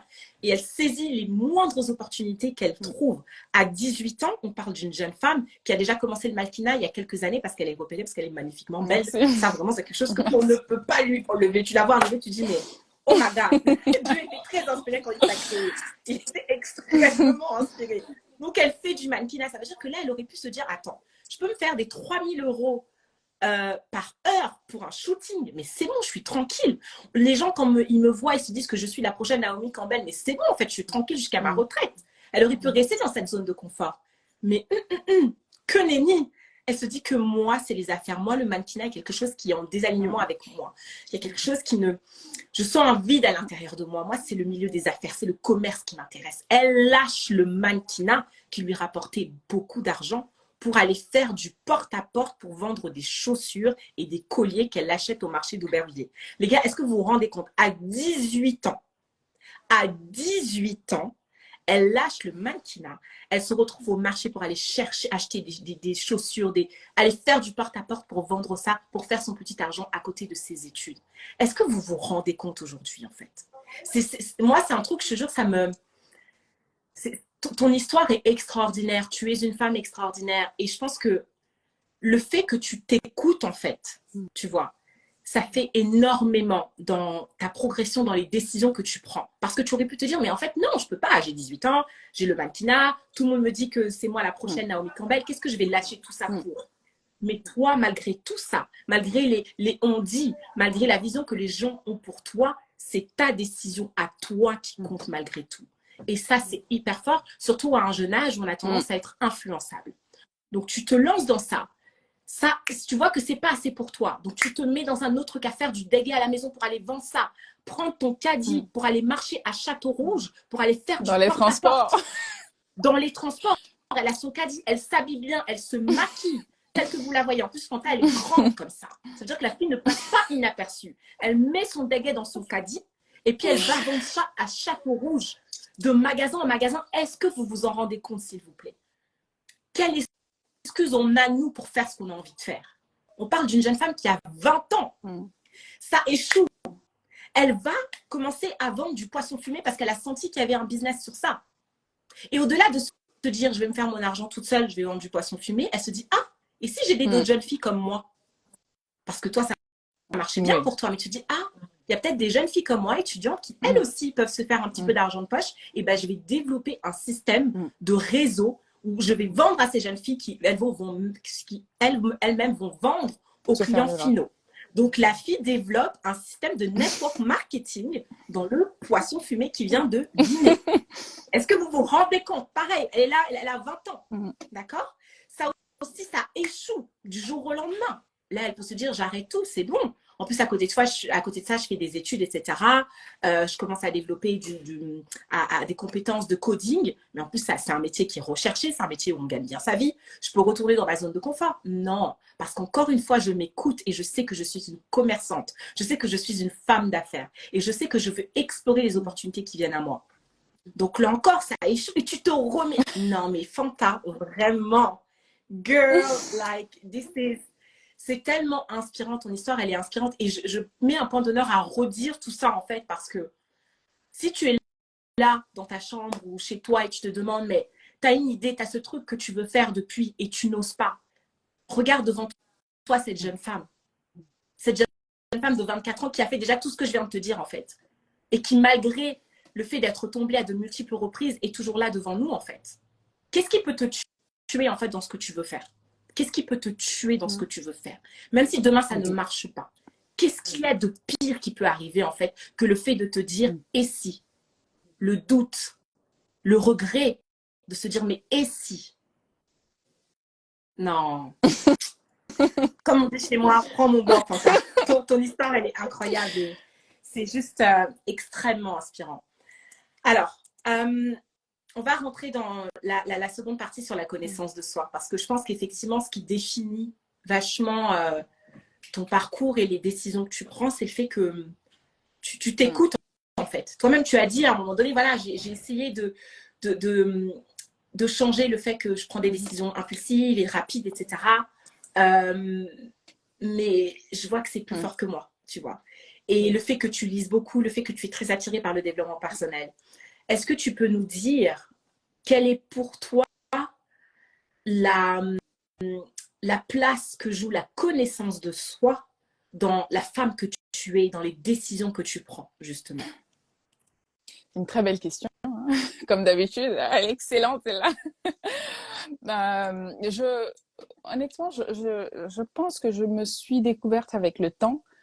C'est pas comme si je me connaissais depuis très longtemps, hein. Je veux dire, avec le temps, j'en apprends un peu plus. Déjà, grâce à toi, j'ai appris encore beaucoup plus la dernière fois.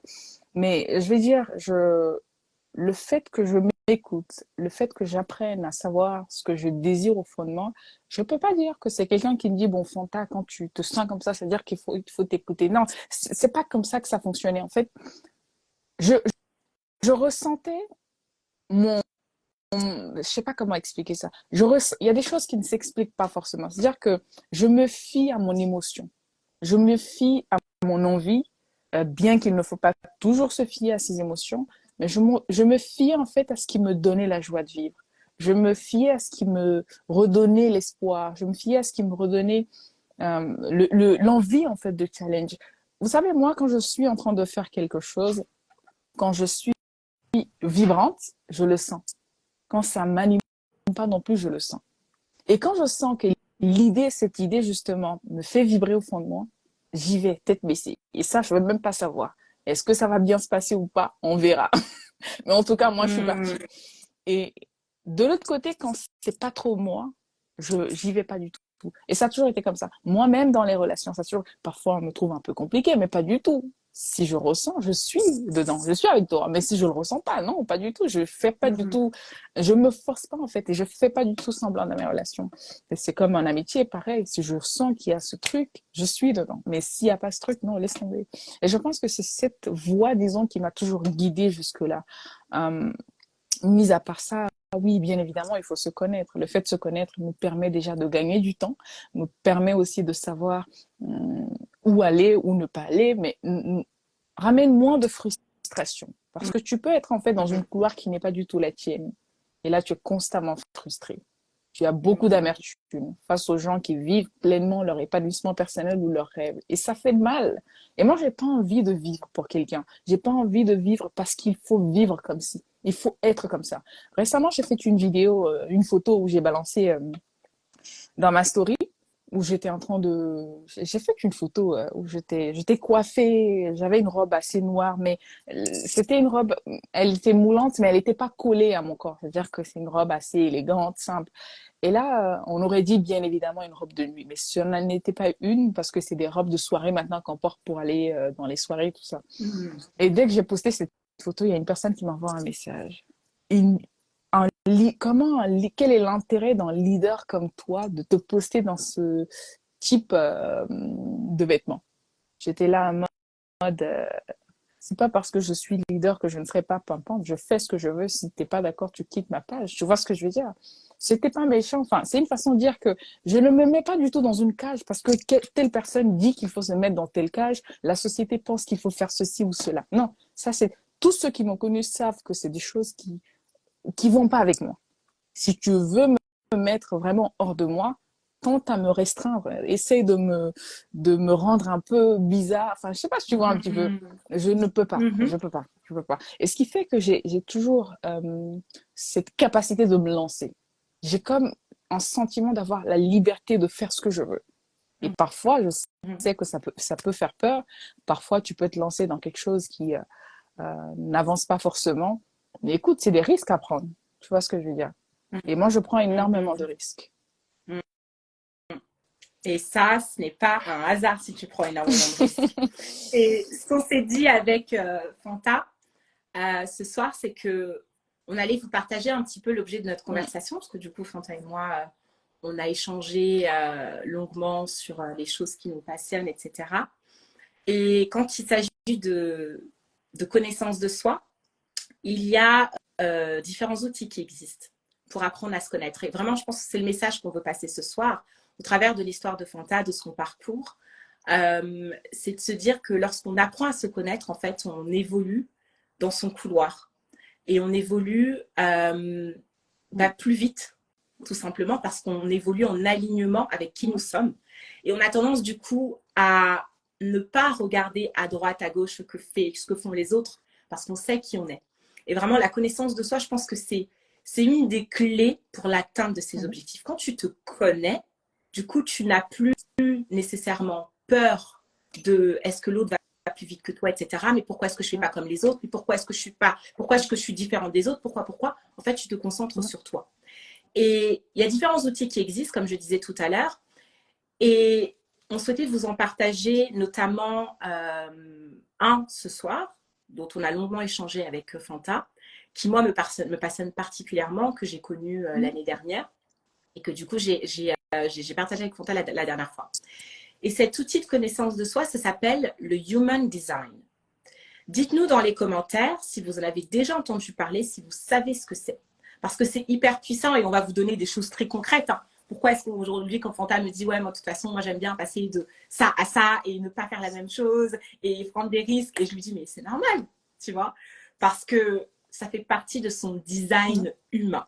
Ça fait partie des choses qui la caractérisent en tant que personne. » Alors, avant qu'on rentre un peu plus dans le détail de tout ça et que vous appreniez vous-même à vous connaître et que vous voyez en fait la puissance de tout ça, Dites-nous dans les commentaires si vous savez ce que c'est, si vous avez déjà entendu parler ou si c'est la première fois que vous entendez ce terme de Human Design ou bien en français design humain.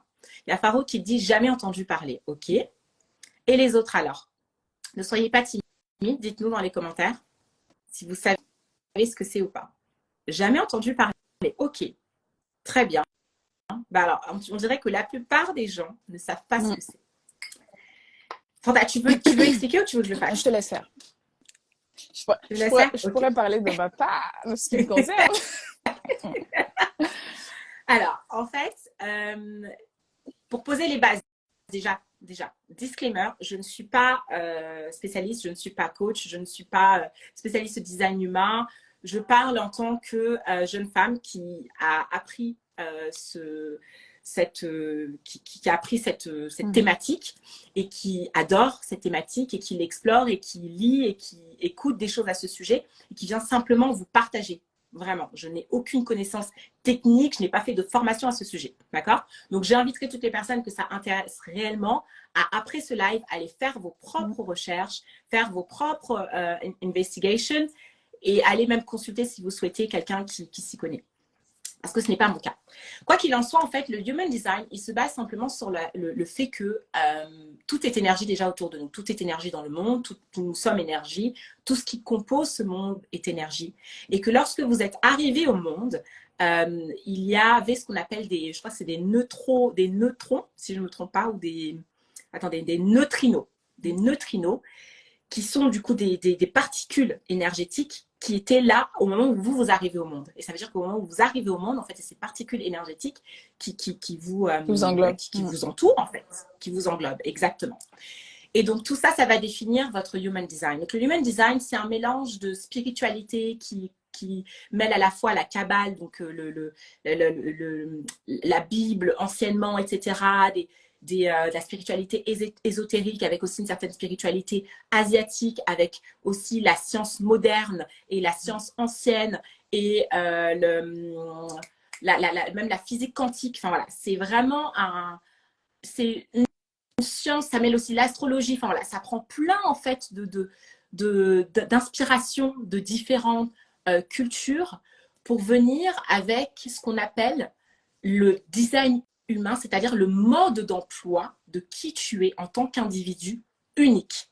Ça va te donner un mode d'emploi sur qui tu es, ta façon de briller en société, tu vois, ton type énergétique, ta façon d'attirer les opportunités à toi, comment est-ce que tu dois prendre tes décisions, les autorités qui te définissent, ça vient en fait avec un mode d'emploi, tout simplement. Et donc, en gros, si vous voulez, dans notre monde, le design humain définit 4 types énergétiques, 4 grands groupes énergétiques. Le premier groupe, ce sont les générateurs. Donc, les générateurs, c'est ce qui compose la plupart, en fait, de la population. Donc, c'est les personnes qui sont les plus nombreux. Dans les générateurs, il y a un sous-groupe, c'est le sous-groupe des manifesting generators. Donc, les générateurs manifesteurs, ok? Il y a aussi un second groupe qui s'appelle le groupe des projecteurs. Il y a le groupe des manifesteurs et enfin le groupe des réflecteurs. Pour faire très rapide sur ça, avant que je laisse la parole à Fanta, le groupe des manifesteurs, c'est le groupe des générateurs, on va commencer par eux, puisqu'ils composent la majorité de la population. C'est les personnes qui ont une énergie qui est illimitée. C'est les personnes qui ont construit ce monde dans le sens où elles ont une énergie, une force qui est illimitée. D'accord ? Et pour chacun de ces groupes, il y a une stratégie derrière. C'est-à-dire que c'est des personnes qui vont être stimulées par des stimulus extérieurs et qui derrière vont devoir répondre oui ou non à ça. D'accord ? C'est des choses qui viennent de l'extérieur vers l'intérieur et qui derrière vont devoir répondre oui ou non. Le groupe des manifesteurs, c'est des initiateurs. Donc eux, c'est plutôt des personnes qui vont de l'intérieur exprimer des choses vers l'extérieur. Donc c'est eux qui vont initier des choses. On a le groupe des projecteurs. Les projecteurs, c'est plutôt les guides, les sages. C'est des personnes qui n'ont pas, contrairement du coup aux générateurs, cette énergie illimitée. Ces personnes-là, leur énergie est limitée. C'est souvent eux qui vont donner des enseignements. Et enfin, on a les réflecteurs qui, eux, sont là pour refléter en fait l'énergie de leur environnement. Donc, ce qu'ils ont en face d'eux, c'est tout simplement ce qu'ils vont projeter. Tout ce que je dis là, c'est 1 millième de tout ce que vous devez savoir ou de tout ce que vous pouvez savoir en ce qui concerne le Human Design, vraiment. C'est 1 millième et ce que je vous conseille de faire, c'est d'aller lire, faire un test. Donc, pour savoir quel est votre Human Design, c'est très simple. Il faut savoir simplement quand est-ce que vous êtes né, donc votre date de naissance, je pense qu'on le sait pratiquement tous, ainsi que l'heure exacte à laquelle vous êtes né. Il y a Ina qui dit « je suis arrivée au bon moment ». Oui, tu arrives au bon moment, ma chérie. Ainsi que l'heure et le lieu exact dans lequel vous êtes né, parce que c'est ça qui va définir en fait justement les neutrinos et les particules énergiques qu'il y avait au moment où vous êtes arrivé sur Terre. Okay, donc à partir du moment où vous avez ça, ça va vous donner en fait quel est votre type énergétique et donc votre stratégie. Comment est-ce que vous devez agir? Je vais vous donner une petite une différence majeure, par exemple, un générateur et un manifesteur. Les générateurs, leur stratégie, eux, ça doit être, par exemple, de wait to respond. Ça veut dire qu'un générateur, s'il veut pouvoir prendre les décisions dans le bon sens, s'il veut pouvoir avancer en alignement avec qui il doit simplement être en action lorsqu'il a eu un stimulus extérieur. D'accord? Ça veut dire que ça peut être, c'est tout con, ça peut être quelqu'un qui va te dire quelque chose, tu vas entendre quelque chose, ça peut être le chant d'un oiseau qui va t'inspirer quelque chose, mais dans tous les cas, en fait, c'est quelque chose qui va venir de l'extérieur. Même si c'est un téléchargement que tu reçois, c'est quelque chose qui va venir de l'extérieur et qui va stimuler une action en toi. Et en fonction de ça, c'est ça qu'on dit wait to respond, c'est-à-dire que tu attends et tu réponds oui ou non à ça. Donc, un générateur, par exemple, c'est des gens qui vont avoir tendance à immédiatement à ressentir les choses. Et tout à l'heure, tu disais ça, que toi, tu ressentais si quelque chose est pour toi ou pas, tu vois. Je vais te dire, est-ce que tu veux de la pizza? Immédiatement, le générateur, soit il va être là, yes, et il va sentir ça au fond de lui, genre, yes, je veux, tu vois, tout de suite. Ou bien, non, tu vois, c'est quelque chose que il va pas sentir. C'est son corps, en fait, qui va déterminer à quel point est-ce qu'il est, il est en alignement avec ce qu'on est en train de lui proposer. Un manifesteur, au contraire, ce sont des personnes qui, elles, doivent initier les choses, c'est-à-dire que ça doit venir de l'intérieur. Et elles doivent communiquer avec l'extérieur ce qu'elles doivent faire, tu vois. Donc, c'est des personnes qui, elles, vont initier, vont inviter les gens, dès qu'elles ont quelque chose, tac, ok, tac, j'y vais. Tu n'as pas besoin d'attendre de stimulus de l'extérieur. Tu veux quelque chose, tu définis ton objectif, tu mets en place les actions pour y arriver. Et à chaque type énergétique comme ça, a ses différentes stratégies, ses différentes autorités. Les choses sur lesquelles je vous conseille vraiment de vous concentrer lorsque vous démarrez sur le Human Design. Donc, une fois que vous avez fait votre test et tout, il y a quelqu'un qui demande comment je sais si je n'ai pas mon heure de naissance. Ben, tu n'arriveras pas vraiment à définir quel est vraiment ton type, quel est ton type et quel est ton Human Design, tout simplement parce que c'est très important. C'est-à-dire que d'une minute à l'autre, les choses peuvent changer, quoi. Donc, c'est hyper important vraiment d'avoir la bonne information sur ce sujet-là. C'est vraiment de vous concentrer sur votre autorité et votre stratégie. D'accord? Donc, votre stratégie, est-ce que vous êtes, du coup, vous devez wait to respond? Est-ce que vous voyez qu'en tant que générateur, vous êtes toujours là à vouloir initier des choses, mais les choses ne se passent pas? Est-ce que vous avez reçu ce stimulus de l'extérieur? Tu vois? Ou bien vous êtes un manifesteur, mais vous attendez, vous êtes passif en fait. Vous n'êtes pas là à initier les choses, tu vois. Et c'est vrai qu'on est dans les sociétés aujourd'hui où on nous apprend à être, tout le monde doit être des manifesteurs. Allez, vas-y, go, fais, surtout avec le développement personnel, vas-y, you need to go, you need to, fais, tu vois. Mais est-ce que c'est réellement ça, la stratégie derrière, tu vois? Donc vraiment, la stratégie hyper importante de base. Et l'autre chose, c'est votre autorité. Comment est-ce que vous devez prendre les décisions? Donc ça, c'est hyper important. Du coup, toi, Fanta, qu'est-ce que tu peux partager à ce sujet quand on en a parlé la dernière fois? Du coup, tu découvrais un petit peu. Je suppose que depuis lors, tu as dû faire tes investigations, regarder un petit peu, expérimenter. Qu'est-ce que tu peux nous dire à ce sujet et de la façon dans laquelle justement le Human Design t'aide à te connaître et t'aide à comprendre ta façon d'opérer, certaines des décisions que tu as prises et comment tu es en fait, tout simplement. Alors, a priori, ça m'a aidé premièrement à comprendre tout ce que je faisais, pourquoi je les faisais. Parce que le fait de me lancer dans ci, en avoir marre, me lasser facilement, ensuite essayer d'autres choses beaucoup plus challengeantes, finalement, je comprends en fait que ça relève de mon human design. Enfin, c'est pas quelque chose que je... Parfois, je m'en voulais. J'étais assez... je me sentais coupable du fait de prendre certaines décisions, du fait de faire certaines choses. Du fait de rejeter certaines propositions, certaines choses, je me trouvais un peu difficile. Je me dis, mais pourquoi je réfléchis comme ça? Pourquoi je suis comme ça? Pourquoi je me lasse de ça? Finalement, je comprends que c'est ainsi que je suis faite. Et on ne peut pas vraiment fuir sa nature. Nous sommes ce que nous sommes et il faut simplement l'accepter et connaître. Et du coup, le fait de découvrir, premièrement, moi personnellement, m'a aidé à être en alignement avec cette culpabilité interne que je peux ressentir. Et deuxièmement, ça me met en confiance dans le sens où euh, je suis de plus en plus à l'écoute de mes intuitions qu'autre chose.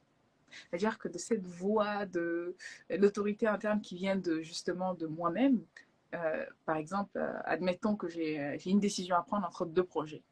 L'autre projet, je ressens en fait l'engouement, je ressens l'énergie.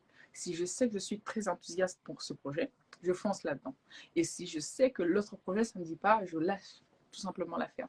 Et ça m'affirme simplement le fait que le human design, c'est réel, c'est quelque chose qui marche, qu'on le connaisse, qu'on ne le connaisse pas du tout, ça fonctionne. On fonctionne tous de cette manière-là. Je sais qu'il y a des personnes qui sont très réticentes. Moi aussi, j'étais réticente, tenez-vous prêts. Mais finalement, tout ce qui se dit, c'est bon à quoi. Voilà. Tout ce qui se dit, c'est vraiment moi. Et alors, du coup, est-ce que tu veux nous dire quel est ton human design? Alors, et comment est-ce que tu l'appliques concrètement, en fait? Alors, moi, c'est Generator Manifestor. C'est ça, hein? Manifesto Ok, Generator, exactement. Generator. En fait, Ouais. c'est une génératrice manifestrice, c'est ça? C'est ça. C'est-à-dire qu'en fait, donc tu es dans le groupe des générateurs, donc qui composent la majorité de la population. Donc, on est dans le même groupe. Moi aussi, je suis une générateur. Mais du coup, dans le groupe des générateurs, il y a les manifesting generators. La différence entre un manifesteur pur et un manifesting generator. Donc, moi, je suis une génératrice pure, par exemple. Toi, tu es une manifesting generator. L'une des grosses différences de la façon dont moi, je l'entends, et comme je disais tout à l'heure, je ne suis pas une experte, je le répète encore, mais la façon dont moi, je comprends, en fait, quelle est la distinction majeure entre les deux, c'est que un générateur pur, il peut, toute sa vie, prendre un sujet et l'étudier jusqu'à devenir un master dans ce sujet-là. C'est-à-dire que quand un générateur a trouvé ce qu'il aime, il peut être et vivre et étudier et travailler dans le même domaine, sur le même sujet toute sa vie, en fait. Parce que c'est quelque chose qui le passionne, jusqu'à ce qu'il devienne en fait un maître dans le domaine en question. Ça, c'est un générateur. Et avec son énergie illimitée, justement, ça lui donne la possibilité d'aller approfondir, d'aller... Un générateur, quand il fait ce qu'il aime, et c'est ça, en fait, la stratégie du générateur, c'est juste fais ce que tu aimes. Quand un générateur fait ce qu'il aime, son énergie est inépuisable. Et il peut le faire encore et encore et encore. La différence avec un manifesting generator, on a beau être dans le même groupe, dans le même grand groupe, un manifesting generator, il aura certains attributs des manifesteurs. Ce qui veut dire qu'un manifesteur, donc comme par exemple Fanta, c'est des gens qui ne tiennent pas en place en fait sur un sujet, un thème tout au long de leur vie.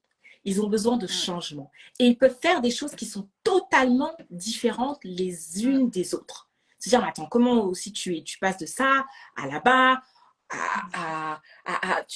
un coup tu fais du code, ensuite tu vends du poisson fumé, ensuite tu commences à vendre du déguet, et puis tu fais du consulting à côté, maintenant tu te mets dans le développement personnel. Et bien ça, c'est Fanta. Ça veut dire qu'elle explore tout ce qui vient à elle, qui la rend curieuse, elle va l'explorer. Elle va avoir tendance à commencer et à arrêter pour commencer autre chose, et arrêter autre chose, et commencer autre chose. Et il n'y a pas de bon ou de mauvais, déjà, dans chacun des groupes, dans chacun des sous-groupes, il n'y a pas de bon, de mauvais. Chaque groupe a ses forces et ses faiblesses. Mais voilà ce qui va, par exemple, vraiment clairement différencier un generating manifestor d'un générateur pur. Vous voyez les deux éléments. Donc, quand Fanta raconte son histoire et qu'elle dit, des couteaux suisses, exactement. Quand Fanta raconte son histoire et qu'elle dit, bah ouais, j'ai tendance à prendre des décisions rapides, à commencer autre chose, dès que je sens qu'il y a une opportunité, j'y vais. Mais c'est simplement parce que ça fait partie de son design humain. Et lorsqu'on ne le sait pas, on a tendance à vouloir, tu vois, on a tendance à vouloir changer cette nature-là, aller contre nature. Mais une fois que tu comprends que c'est comme ça que je suis, et finalement que tu te rends compte que chacune de tes expériences passées te servent aujourd'hui. Exactement. Exactement. Et juste pour rajouter un petit truc à ce que tu dis, il y a une personne qui parle d'hyperactivité. Je dirais même que nous sommes très proactifs dans le sens où beaucoup de personnes, moi, parfois, m'ont traité de Jack of all trades. C'est-à-dire que je suis le genre de personne, oui, tu fais ci, demain tu fais ça. C'est pas une histoire de Jack of all trades. C'est juste que je m'ennuie parfois avec une seule chose. J'ai besoin de cette flamme dans ma vie. J'ai besoin de constamment changer pour... J'ai besoin de constamment me sentir en challenge dans le combat, dans cette chose. Et dès lors que je vois que c'est de la répétition, tel que le coding, quand j'ai commencé, j'étais bien payée au début, je vois que c'est beaucoup de répétitions. Je me suis dit, ça y est, moi, je ne peux pas faire ça. Il faudrait que je fasse une formation pour devenir gestionnaire de projet. Voilà pourquoi je me suis lancée dans ça. Donc, il n'y a rien de bon ou de mauvais. C'est tout ce qui va. Et puis, il faut savoir que les manifesting generators, c'est des personnes qui débordent d'énergie, un peu comme les générateurs. Mais les manifesting generators, c'est des personnes qui ont l'énergie pour supporter tous ces challenges en général. C'est-à-dire qu'on a je pense que dans toutes ces catégories, je pense que nous avons plus d'énergie que l'ensemble des gens. Hein. Oui, voilà. tout à fait. Je pense que de nature, et moi je le ressens même sur moi, j'ai une énergie juste incroyable. Parfois, ma mère me demande comment tu fais pour faire toutes ces choses. Tu réfléchis à 1000 choses à la fois. Comment tu fais? Et je suis une personne également extrêmement polyvalente. Je peux être là à faire la cuisine, sur mon ordinateur à suivre en cours, passer des appels pour m'assurer que tout va bien chez mes clients. Et pour certaines personnes, c'est pas de la productivité. Mine de rien, j'arrive à trouver ma voie et produire des choses importantes et intéressantes de cette manière. Donc, il n'y a pas de bon ou de mauvais côté. Il faut simplement comprendre comment tu fonctionnes et de là, tu l'appliques sur toi-même. Je connais des femmes, par exemple, bien que c'est souvent dit que la femme, elle est polyvalente, mais je connais des femmes qui ne seront pas capables aujourd'hui de gérer les enfants à côté, faire les études à côté, faire le business à côté. C'est très compliqué pour certaines personnes. Mais moi, par exemple, c'est des choses qui ne me dérangeront pas du tout. C'est fou. Je sais que c'est beaucoup de poids, c'est compliqué. Encore une fois, j'ai assez d'énergie, en fait, pour supporter ces choses. Voilà. C'est ça. Donc, et donc, en fait, tu vois, quand tu sais ça, tu n'envies pas les autres. Et si tu es un manifesteur, tu ne vas pas essayer d'aller te comporter comme un générateur et vice-versa. Et si tu es un projecteur, tu ne vas pas... Un projecteur, par exemple, donc voilà, pour vous donner l'idée, donc on disait, voilà, le groupe des générateurs, on a une énergie qui est débordante, etc. Surtout qu'on fait ce qu'on aime, on a une énergie qui est illimitée. Un projecteur, leur énergie est limitée. Les projecteurs, ce sont souvent des sages... ceux qui vont, ça va souvent être les coachs, les enseignants, voilà, des personnes qui partagent en fait la bonne parole, comme on dit. Les gourous, etc. Voilà. Et ces personnes-là, elles ont une énergie qui est limitée. Donc, elles ont toujours besoin de se recharger afin de revenir et délivrer au monde. Besoin de temps de solitude, se recharger, aller donner au monde des enseignements et repartir, etc. Un générateur, they can go on and on and on and on and on. Et tu pourrais avoir un projecteur qui se dit, mais pourquoi, tu vois, Fanta, pourquoi ces filles, comment je comprends pas, pourquoi elles ont de l'énergie, etc. Mais là, you are as you are, you know, tu vois ce que je veux dire. Donc, une fois que tu te connais, en fait, tu apprends petit à petit à t'accepter et du coup à ne pas réfuter qui tu es, à ne pas envier les autres en fait. Et tu apprends des stratégies pour prendre les bonnes décisions, etc. Juste, je reviens parce qu'il y avait quelqu'un qui a posé une question. Il y a Faro qui dit, est-ce que vous pouvez répondre à ma question? Est-ce que tu peux reposer ta question s'il te plaît? Parce que du coup, j'ai pas suivi la question. Donc n'hésitez pas, on va arriver progressivement vers la fin de ce live. S'il y a une ou deux personnes qui veulent monter d'ailleurs pour poser une question directement à Fanta, ou bien à moi-même et échanger rapidement, on peut le faire. Mais là, le temps passe. Oh, ça fait déjà 1h30 qu'on est en live. Oh my God, comment le temps passe. Il y a quelqu'un qui a dit, j'ai une question très importante par rapport à votre explication. Est-il possible de changer son human design ou bien nous sommes conditionnés dans cette identité? Non, ce n'est pas possible de changer ton human design. Ton human design, il est défini par l'heure, la date, quand est-ce que tu es né en fait, tout simplement. Donc c'est pas quelque chose que tu peux changer, c'est vraiment ton mode d'emploi de qui tu es, tu ne peux pas changer. La seule chose que tu puisses faire, c'est en apprendre un peu plus et tester, regarder, lire ce qui se dit sur qui tu es à ton sujet et marcher en alignement avec tout ça pour pouvoir taper en fait justement dans la puissance de ton design humain, parce qu'on a tous, il y a tous de la puissance dans chacun des designs. On a tous de la puissance en fait. Et là, on vous parle des grands groupes, mais même à l'intérieur d'un groupe, tu es unique en fait. Il n'y a personne qui aura le même design que toi. Et c'est ça qui fait la beauté en fait de ça.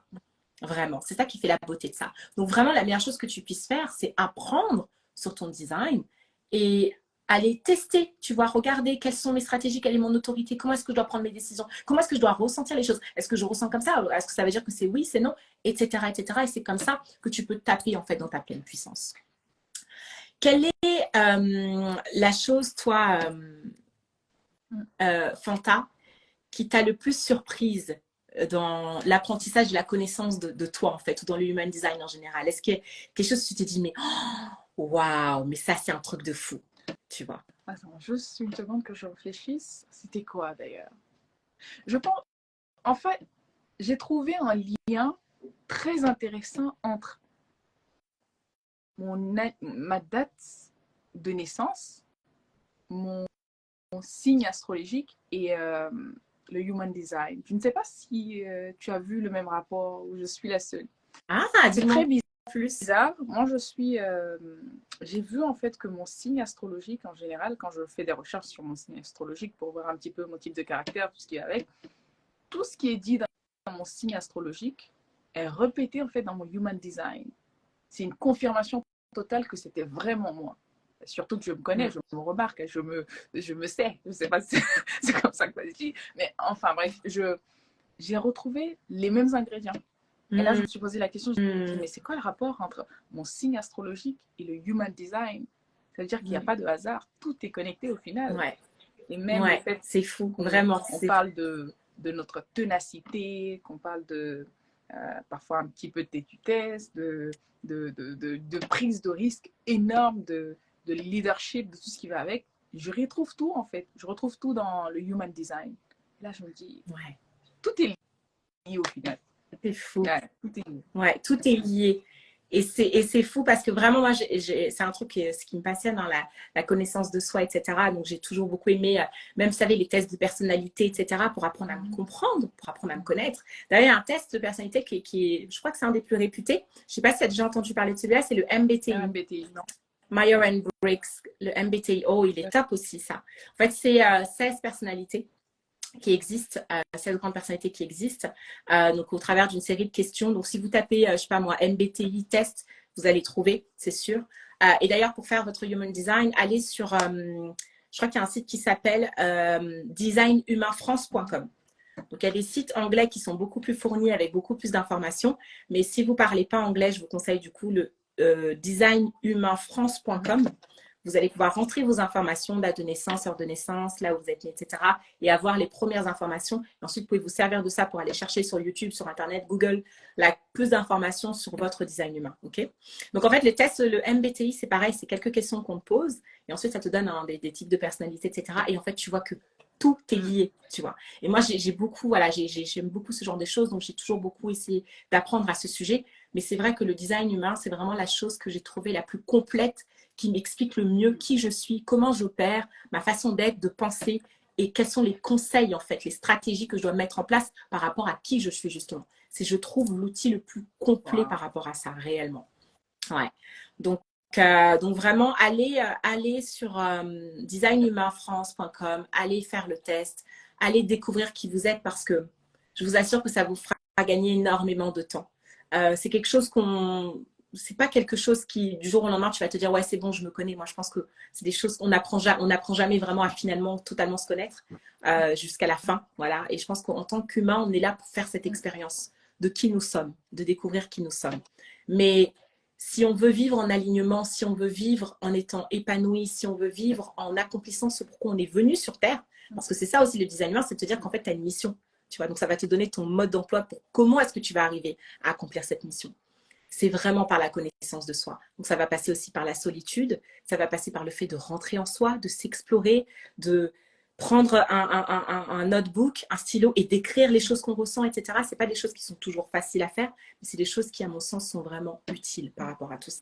Okay, alors, est-ce que dans les commentaires, vous avez des questions ou est-ce que il y a une ou deux personnes qui veulent monter rapidement en live pour poser une question à Fanta ou bien à moi-même? Si vous... Ah, Faro, c'est très philosophique, cette notion de human design. Et moi, en étant un adepte de Jean-Paul Sartre, je suis un peu sceptique par rapport à ça. Mais je vais en regarder et en apprendre davantage. Exactement.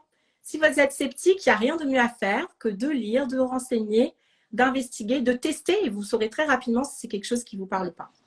Très rapidement. Alors, je vois des demandes. Donc, je vais accepter. Comme ça, vous allez pouvoir monter en live rapidement puis poser votre question à Fanta. Hop. Voilà. Instagram fait ces choses bizarres. C'est ça, en fait. Il y a le même problème parfois. C'est que ouais, ça bug. Bah là, j'arrive pas les personnes qui demandent, je suis désolée, j'appuie, mais il n'y a rien qui se passe. Donc, je ne sais pas si ça va fonctionner. Sinon, écrivez vos questions. Écrivez J'ai vos le questions, on les posera. même problème parfois. C'est désagréable. Ah, c'est Instagram, hein. On est locataire. Donc, on subit les conséquences de tout ça. Attendez, hop. Non. Bon, bah écoutez, je suis désolée, ça ne fonctionne pas. Donc, posez vos questions en commentaire euh, pour qu'on puisse, du coup, libérer ensuite Fanta. Parce que là, j'arrive pas à vous accepter. Je suis désolée. Mais en attendant qu'ils puissent poser leurs questions, Fanta, moi j'ai une autre question pour toi. Tu sais, souvent des personnes hein, vont se réduire à leur couleur de peau. Tu sais, toi t'entreprends beaucoup de choses. Aujourd'hui, voilà, tu fais beaucoup de choses. Là, récemment, tu décides de te lancer dans les réseaux sociaux, devenir créatrice de contenu. Aujourd'hui, tu cumules des centaines de milliers de followers. Enfin, voilà, tu n'as pas peur, tu vois, de quoi que ce soit, dans le sens où tu ne laisses pas ta couleur de peau te définir, tu ne laisses pas ton genre te définir, tu vois. You're gonna go and get what is for you. Quelle est justement ton expérience, toi, en tant que femme noire? Qu'est-ce que tu as envie de dire aux autres femmes noires, tu vois, par rapport au fait de se définir, de se limiter par rapport à leur couleur de peau? Qu'est-ce que ça représente pour toi, le fait d'être une femme noire aujourd'hui en 2023, en France, en Occident? Qu'est-ce que ça représente pour toi? Honnêtement, moi, je pars toujours du principe où dès lors qu'on ouvre la bouche, il faut au moins le minimum, il faut être honnête avec les gens. Je n'ai jamais été confrontée à un tel problème de racisme ou quoi que ce soit. Et d'ailleurs, j'ai pas mal d'amis blancs qui sont géniaux, en fait, qui sont extrêmement bien, qui m'ont, pour la plupart du temps, quand même mieux traité que les gens de ma communauté. C'est très bizarre, mais c'est la vérité. Quoi qu'il y a des personnes. Dans quel sens? Parce que tu as dit ça déjà tout à Oui, l'heure. Ouais, dans quel sens déjà que... quand je suis venue en France, en étant très jeune, les gens qui m'ont, disons, accueilli, qui m'ont ouvert les bras, qui m'ont vraiment montré certains livres, voilà ce qu'il faut lire, entoure-toi de... C'était des blancs, ce n'étaient pas vraiment des gens de ma communauté, parce que eux, ils passaient beaucoup de temps à se moquer de moi. Alors, bien évidemment que je ne mettrai pas tout le monde dans le même panier, parce que j'ai rencontré aussi des gens de ma communauté qui sont extrêmement bien, quoi, de personnes géniales. Mais la, disons, le message que j'aurais à partager sur ce coup, c'est pas vraiment à destination des femmes, ça serait à destination des Africains. C'est d'arrêter de se victimiser. Tu veux quelque chose, va chercher. Tu veux te faire respecter, impose le respect. Tu veux avoir de l'argent, arrête de commander. Impose ta fortune, impose ton histoire, impose ton identité, impose ton business. C'est comme ça qu'on se fait respecter. Moi, j'en ai marre et je suis fatiguée de toutes ces personnes qui se victimisent à longueur de journée. On n'aime pas, on ne nous aime pas du tout, nous sommes tous des humains, il faut se faire accepter. Ok, d'accord, mais si ça ne marche pas, qu'est-ce que tu vas faire? Tu vas pleurnicher toute ta vie? Non, ça ne marche pas. Qu'on lâche le torchon. Tu veux te faire respecter, regarde un peu comme les Juifs, qu'est-ce qu'ils font? Les Chinois, on les appelait les jaunes, mais pourquoi on ne les appelle plus les jaunes? Parce qu'ils ont su se faire respecter à travers ça. Et c'est ça que les Africains n'ont pas envie d'entendre. Pour se faire respecter, il faut déjà lâcher ça. Et politiquement, bien évidemment, il faut prendre les rênes. Il ne faut pas rester non plus dans le bac en train de critiquer le gouvernement. Si ça ne te va pas. J'ai rencontré un jeune homme récemment qui disait, qui se plaignait du fait que son gouvernement ramenait pas mal de problèmes, c'était ceci, c'était ça.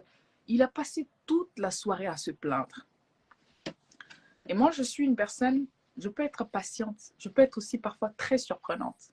C'est-à-dire que je peux aller contre que je peux aller contrairement en fait à l'encontre de ce qu'on attend de moi. C'est bizarre, hein, mais parfois j'ai une réaction assez inattendue. Je dis, mon gars, depuis qu'on est là en train de manger dans ce restaurant, tu fais que te plaindre. Va prendre le pouvoir. Tout le monde était choqué sur la table. Parce que non seulement c'est une personne à qui on doit beaucoup de respect, tout ce qui va avec, et c'est une personne respectueuse, bien évidemment, mais j'en avais marre le fait de le voir chialer. Tu as le pouvoir qu'il faut, tu as la notoriété. Qu'est-ce qui t'empêche d'aller prendre le pouvoir? Arrête de saouler les gens avec cette histoire de oui, on est fatigué, d'ailleurs ils m'ont fait ceci, ils m'ont fait... T'en as marre, va apprendre sur la politique, rentre dans la politique, change les choses. C'est comme ça que les hommes qui ont envie de changement font. Tu en as marre de voir les choses qui ne vont pas. Prends la parole, fais certaines choses, rassemble des communautés. Enfin, je suis fatiguée de voir les gens dans la plainte. Il faut être dans l'action. C'est tout simplement ça. Moi, comme je sais que j'ai envie Waouh. d'affirmer ma place de là où je suis, j'ai fait les affaires. Voilà. Waouh, waouh, waouh, waouh, waouh, waouh. Et quelle est justement la chose du coup la plus importante sur laquelle notre communauté doit s'appuyer pour s'élever? Donc là, tu viens de parler de passer à l'action lorsqu'on voit des choses qui ne vont pas, etc. Quelle est la chose la plus importante sur laquelle on doit s'appuyer justement pour pouvoir donner vie à toutes ces choses qu'on veut voir? Alors, ça va être difficile pour moi de parler d'une chose, une seule chose uniquement, mais je dirais l'éducation accompagnée de l'action. Très important. Parce que pour pouvoir gérer une entreprise, il faut s'éduquer. Il faut l'appliquer aussi. Pour pouvoir prendre les bonnes décisions en tant que leader, il faut s'éduquer. Parfois, on a tort en fait d'accuser certains leaders. On les accuse simplement, on dit souvent qu'ils sont là à corruption. C'est parce que ce ne sont pas spécialement de bons leaders. Il y a un problème en Afrique que moi j'ai remarqué, les politiciens ne sont pas spécialement des leaders, pendant que les leaders fuient la position de politique. C'est les politiciens qui cherchent à être des leaders. Je ne sais pas si tu vois ce que je veux dire. C'est-à-dire que tout et n'importe quoi prétend être un leader, en fait. Sachant qu'au fond, ce n'est pas spécialement un leader. Nelson Mandela, par exemple, c'était un leader qui a fait de la politique. Et en Afrique, ce qui se fait en général, c'est des politiciens qui s'imprègnent de la politique. On n'en a pas besoin des politiciens, mais nous avons besoin des leaders pour diriger en fait les pays, pour diriger le continent. Et en Afrique, ce qui manque en général, c'est de très bons leaders qui vont ensuite aller faire de la politique. Faire de la politique, ça veut plus ou moins rien dire. Mais est-ce que tu es ce leader qui va diriger en fait son pays, son peuple vers l'émergence? Et malheureusement, ce que je remarque, c'est qu'il y a beaucoup de politiciens, des fanfarons en fait, qui prennent le pouvoir parce qu'on manque de vrais leaders. Il y en a des leaders, mais est-ce qu'il y en a assez de leaders courageux qui parfois se sacrifient, bien évidemment, parce que qui parle de politique parle d'énormément de sacrifices. Parfois, on y laisse en fait sa vie. Vous voyez ce que je veux dire? Donc, ce que je veux dire par là, c'est que déjà, il faut arrêter de se plaindre. Deuxièmement, quand on est un bon leader, il faut savoir saisir sa place. Pourquoi les gens qui ne sont pas de bons politiciens vont récupérer le pouvoir et dirigent le pouvoir pendant des siècles et des siècles, pour ne pas dire des années, simplement parce que les personnes soi-disant compétentes n'ont pas assez le courage en fait d'aller récupérer leur place. Vous voyez ce que je veux dire? Les leaders en Afrique, c'est pas ce qu'il en manque.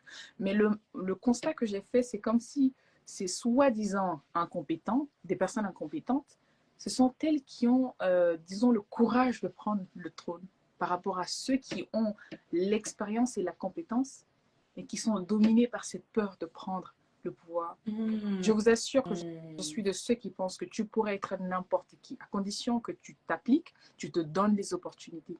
Si toi, jeune homme qui me regarde aujourd'hui, tu as envie de faire de la politique, mais tu as peur de faire de la politique, parce que à un moment donné, il faut être honnête avec soi. Je me suis gérée de jamais parler de politique sur les réseaux sociaux. Mais on en a besoin.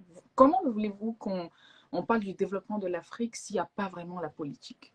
Ça ne fonctionne pas. Je peux ne pas faire la politique, mais je pourrais être celle qui invite les autres à faire de la politique. Tant qu'ils savent qu'ils ont de la compétence, ils ont l'envie, la bonne volonté, ils ont le pouvoir de diriger également. C'est trop dommage de voir des personnes qui sont au trône, qui sont non seulement incompétentes, qui agissent pour l'intérêt, bien évidemment, d'elles-mêmes, qui n'en ont strictement rien à faire, en fait, de l'intérêt du peuple, de l'intérêt du pays, et qu'on laisse faire ces gens-là. Vous voyez ce que je veux dire? Donc, à un moment donné, il n'y a pas histoire d'être jeune, il n'y a pas histoire d'être femme. Tu veux faire de la politique, vas-y, va changer les choses. Si tu sais que tu as cette capacité, en fait, d'apporter ce plus, mais honnêtement, va prendre le pouvoir. Moi, c'est vraiment mon message à toute cette jeunesse, tous ces jeunes qui me regardent. Il faut avoir de l'audace, il faut arrêter de blâmer ou de critiquer l'État de loin. Ça va pas, tu vas changer. Moi, en tout cas, c'est ma mentalité. Tu m'énerves un peu, je récupère ta place. Aussi simple que ça. C'est ça. Non, mais c'est vrai. J'adore. Donc, vraiment, le leadership et l'audace. Et ce que tu dis, j'ai épinglé le commentaire de mon budget bento parce qu'elle dit c'est les audacieux. Exactement, c'est pas les plus talentueux qui arrivent au pouvoir. Ce ne sont pas les plus proches du peuple. Ce n'est pas les personnes qui ont le plus comment dire, d'altruisme qui arrivent au pouvoir. C'est simplement les plus audacieux. Et en fait, ce que tu dis, Fanta, c'est que souvent, les personnes qui ont ce leadership naturel, les personnes qui ont cette bienveillance, les personnes qui ont envie de faire bien pour leur communauté, des fois, simplement manquent d'audace, en fait, pour aller prendre le pouvoir, en fait, c'est ça. Donc, ce que tu nous conseillerais, c'est, au-delà du leadership, c'est d'assumer ce leadership et de faire preuve d'audace pour aller justement j'ai pas envie d'utiliser le mot s'emparer, on va venir bloquer mon Instagram non, ici. J'ai droit à s'emparer du pouvoir. Parce que c'est pas vraiment un bien personnel, mais je veux dire, c'est d'aller faire en sorte, disons, d'aller apporter en fait le changement que tu n'y trouves pas quand tu regardes. Aussi simple que ça. Y a pas, le pouvoir, ça n'appartient pas à quelqu'un, ça n'appartient pas au papa ou à la famille de quelqu'un, non. Si tu sais que tu as la bonne direction, tu sais que tu as la bonne façon de faire, tu sais que tu as le pouvoir justement de faire, d'ajuster les choses ou d'embellir les choses, mais va prendre ce pouvoir. Il t'appartient pendant cette période. Tu vois un peu ce que je veux dire? Que les jeunes ne se mettent pas de barrières ni de limites. Si tu veux prendre le pouvoir, tu sais que tu es doté d'une bonne volonté, d'une bonne capacité de diriger, va prendre ce pouvoir qui t'appartient. Aussi simple que ça. Je sais que c'est pas... C'est pas évident hein, parce que ça fait peur. Je comprends pas pourquoi la jeunesse africaine, surtout les hommes les plus jeunes, ont peur de prendre le pouvoir. Enfin, je comprends pas. Parce que tu sais, ma chérie, dans le monde où on est, moi je pense, c'est que les personnes justement qui ont pris le pouvoir et qui l'ont fait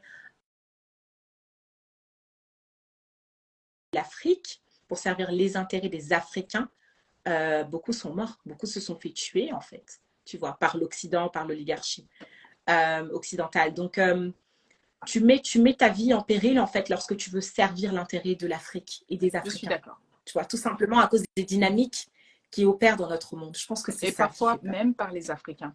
Mais vous savez, moi, j'ai une mentalité assez, que je qualifierais en fait de mentalité de militaire. Je pars du principe où on ne meurt qu'une fois.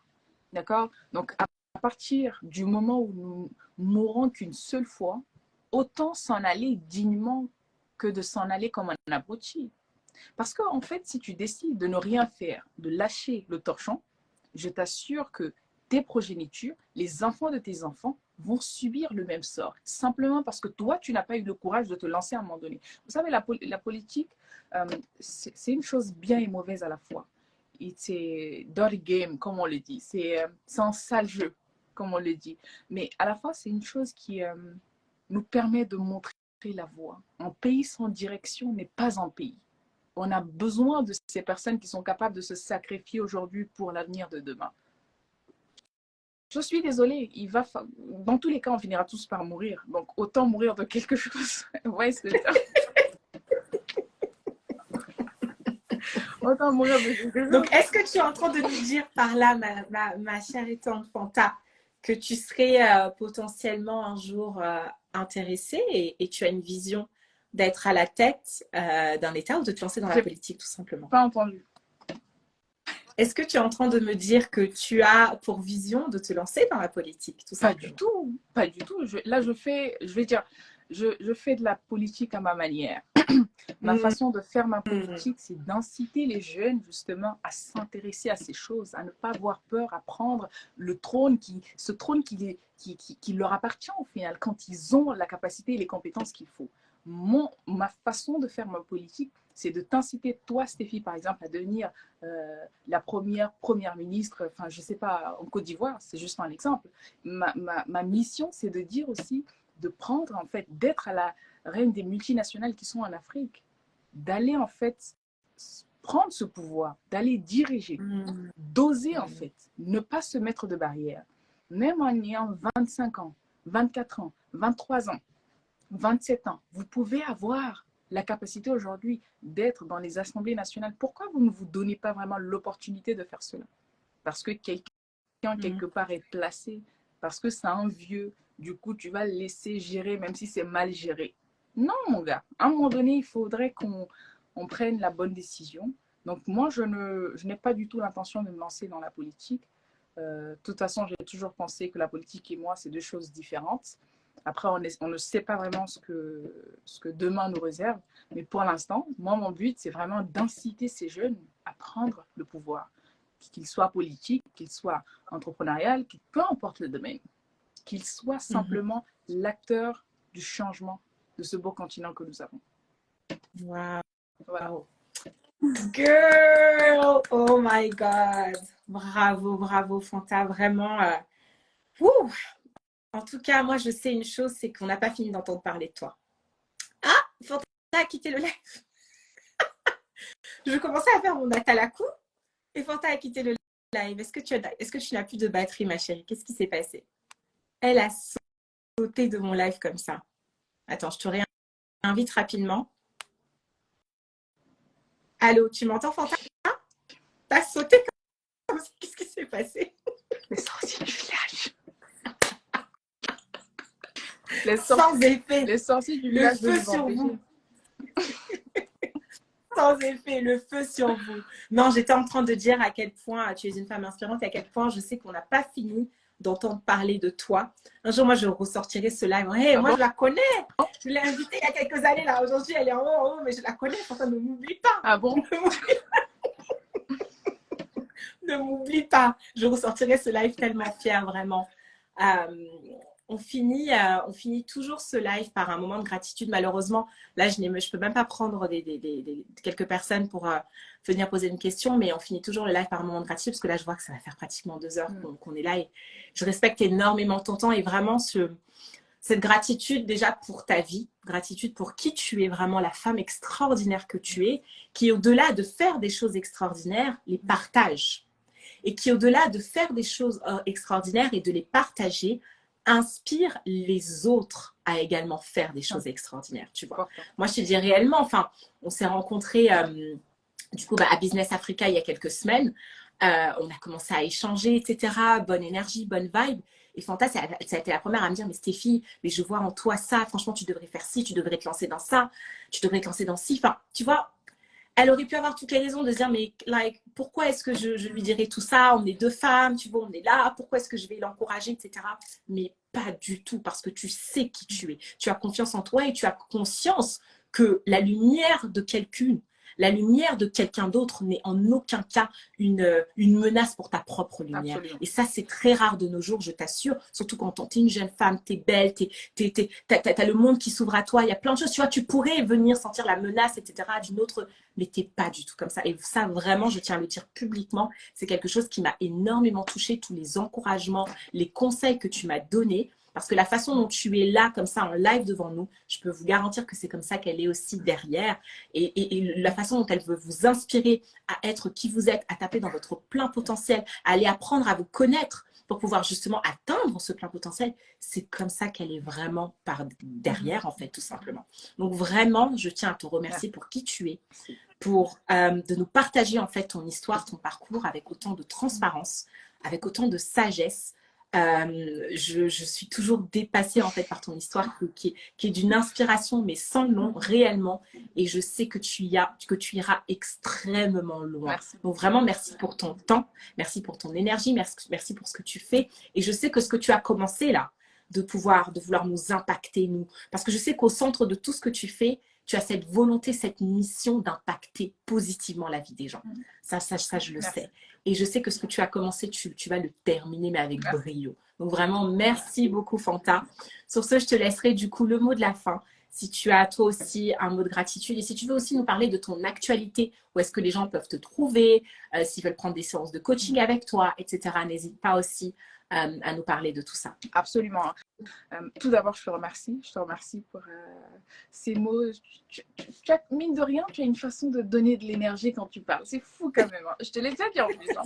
C'est fou, mais je sais pas. Tu donnes beaucoup d'espoir aussi dans ta façon de communiquer. Tu donnes de l'énergie en fait. Tu as en fait, c'est un lien que je remarque entre toi et le président, l'ancien président, il s'appelait comment? Ah, j'ai oublié son nom.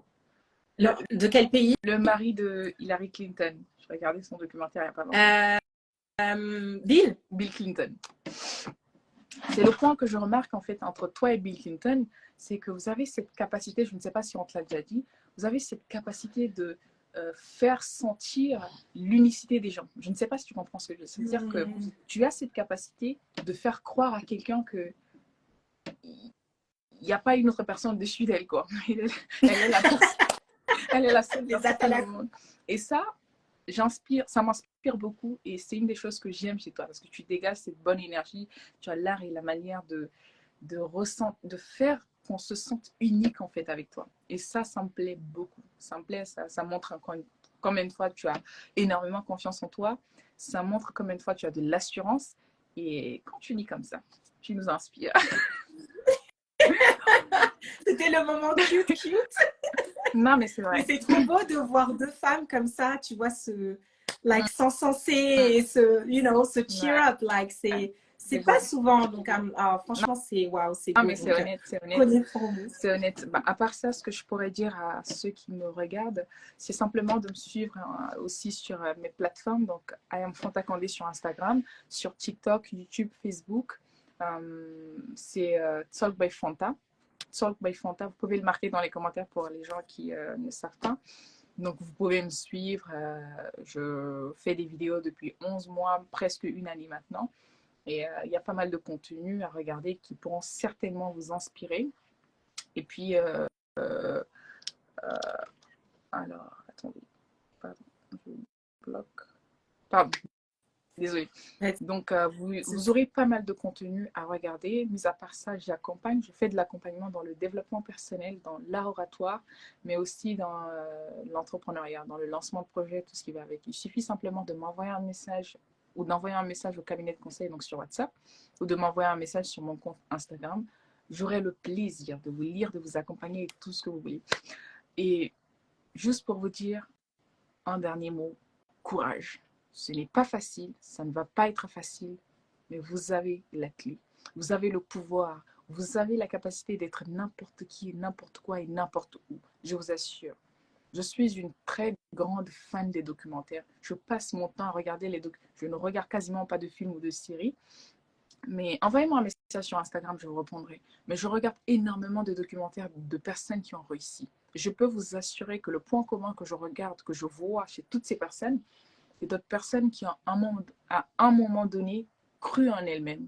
C'est des personnes qui ont pris la décision de faire quelque chose. Est-ce que vous saviez que Bill Clinton n'avait pas du tout l'intention de devenir un président? C'est une fois qu'il a reçu la visite d'un président à la fac qu'il s'est juré depuis ce jour qu'il va aussi devenir un président.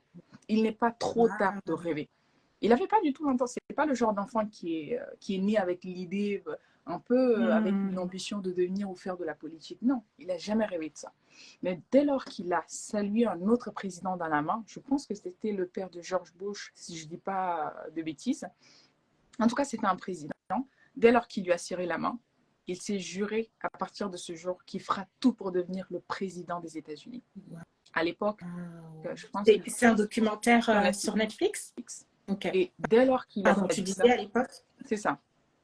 Tu mets juste à Bill Clinton, tu verras en fait le documentaire. C'est très intéressant, très très intéressant. Et l'histoire avec sa femme, comment ils se sont rencontrés, rien à dire, franchement. Et finalement, je me suis rendu compte qu'il n'y a pas de moment pour rêver. Aujourd'hui, vous pouvez rêver de faire quelque chose. Et vous verrez qu'à force d'y penser, peut-être qu'un jour on aura l'opportunité de parler de ça, la visualisation, tout ça.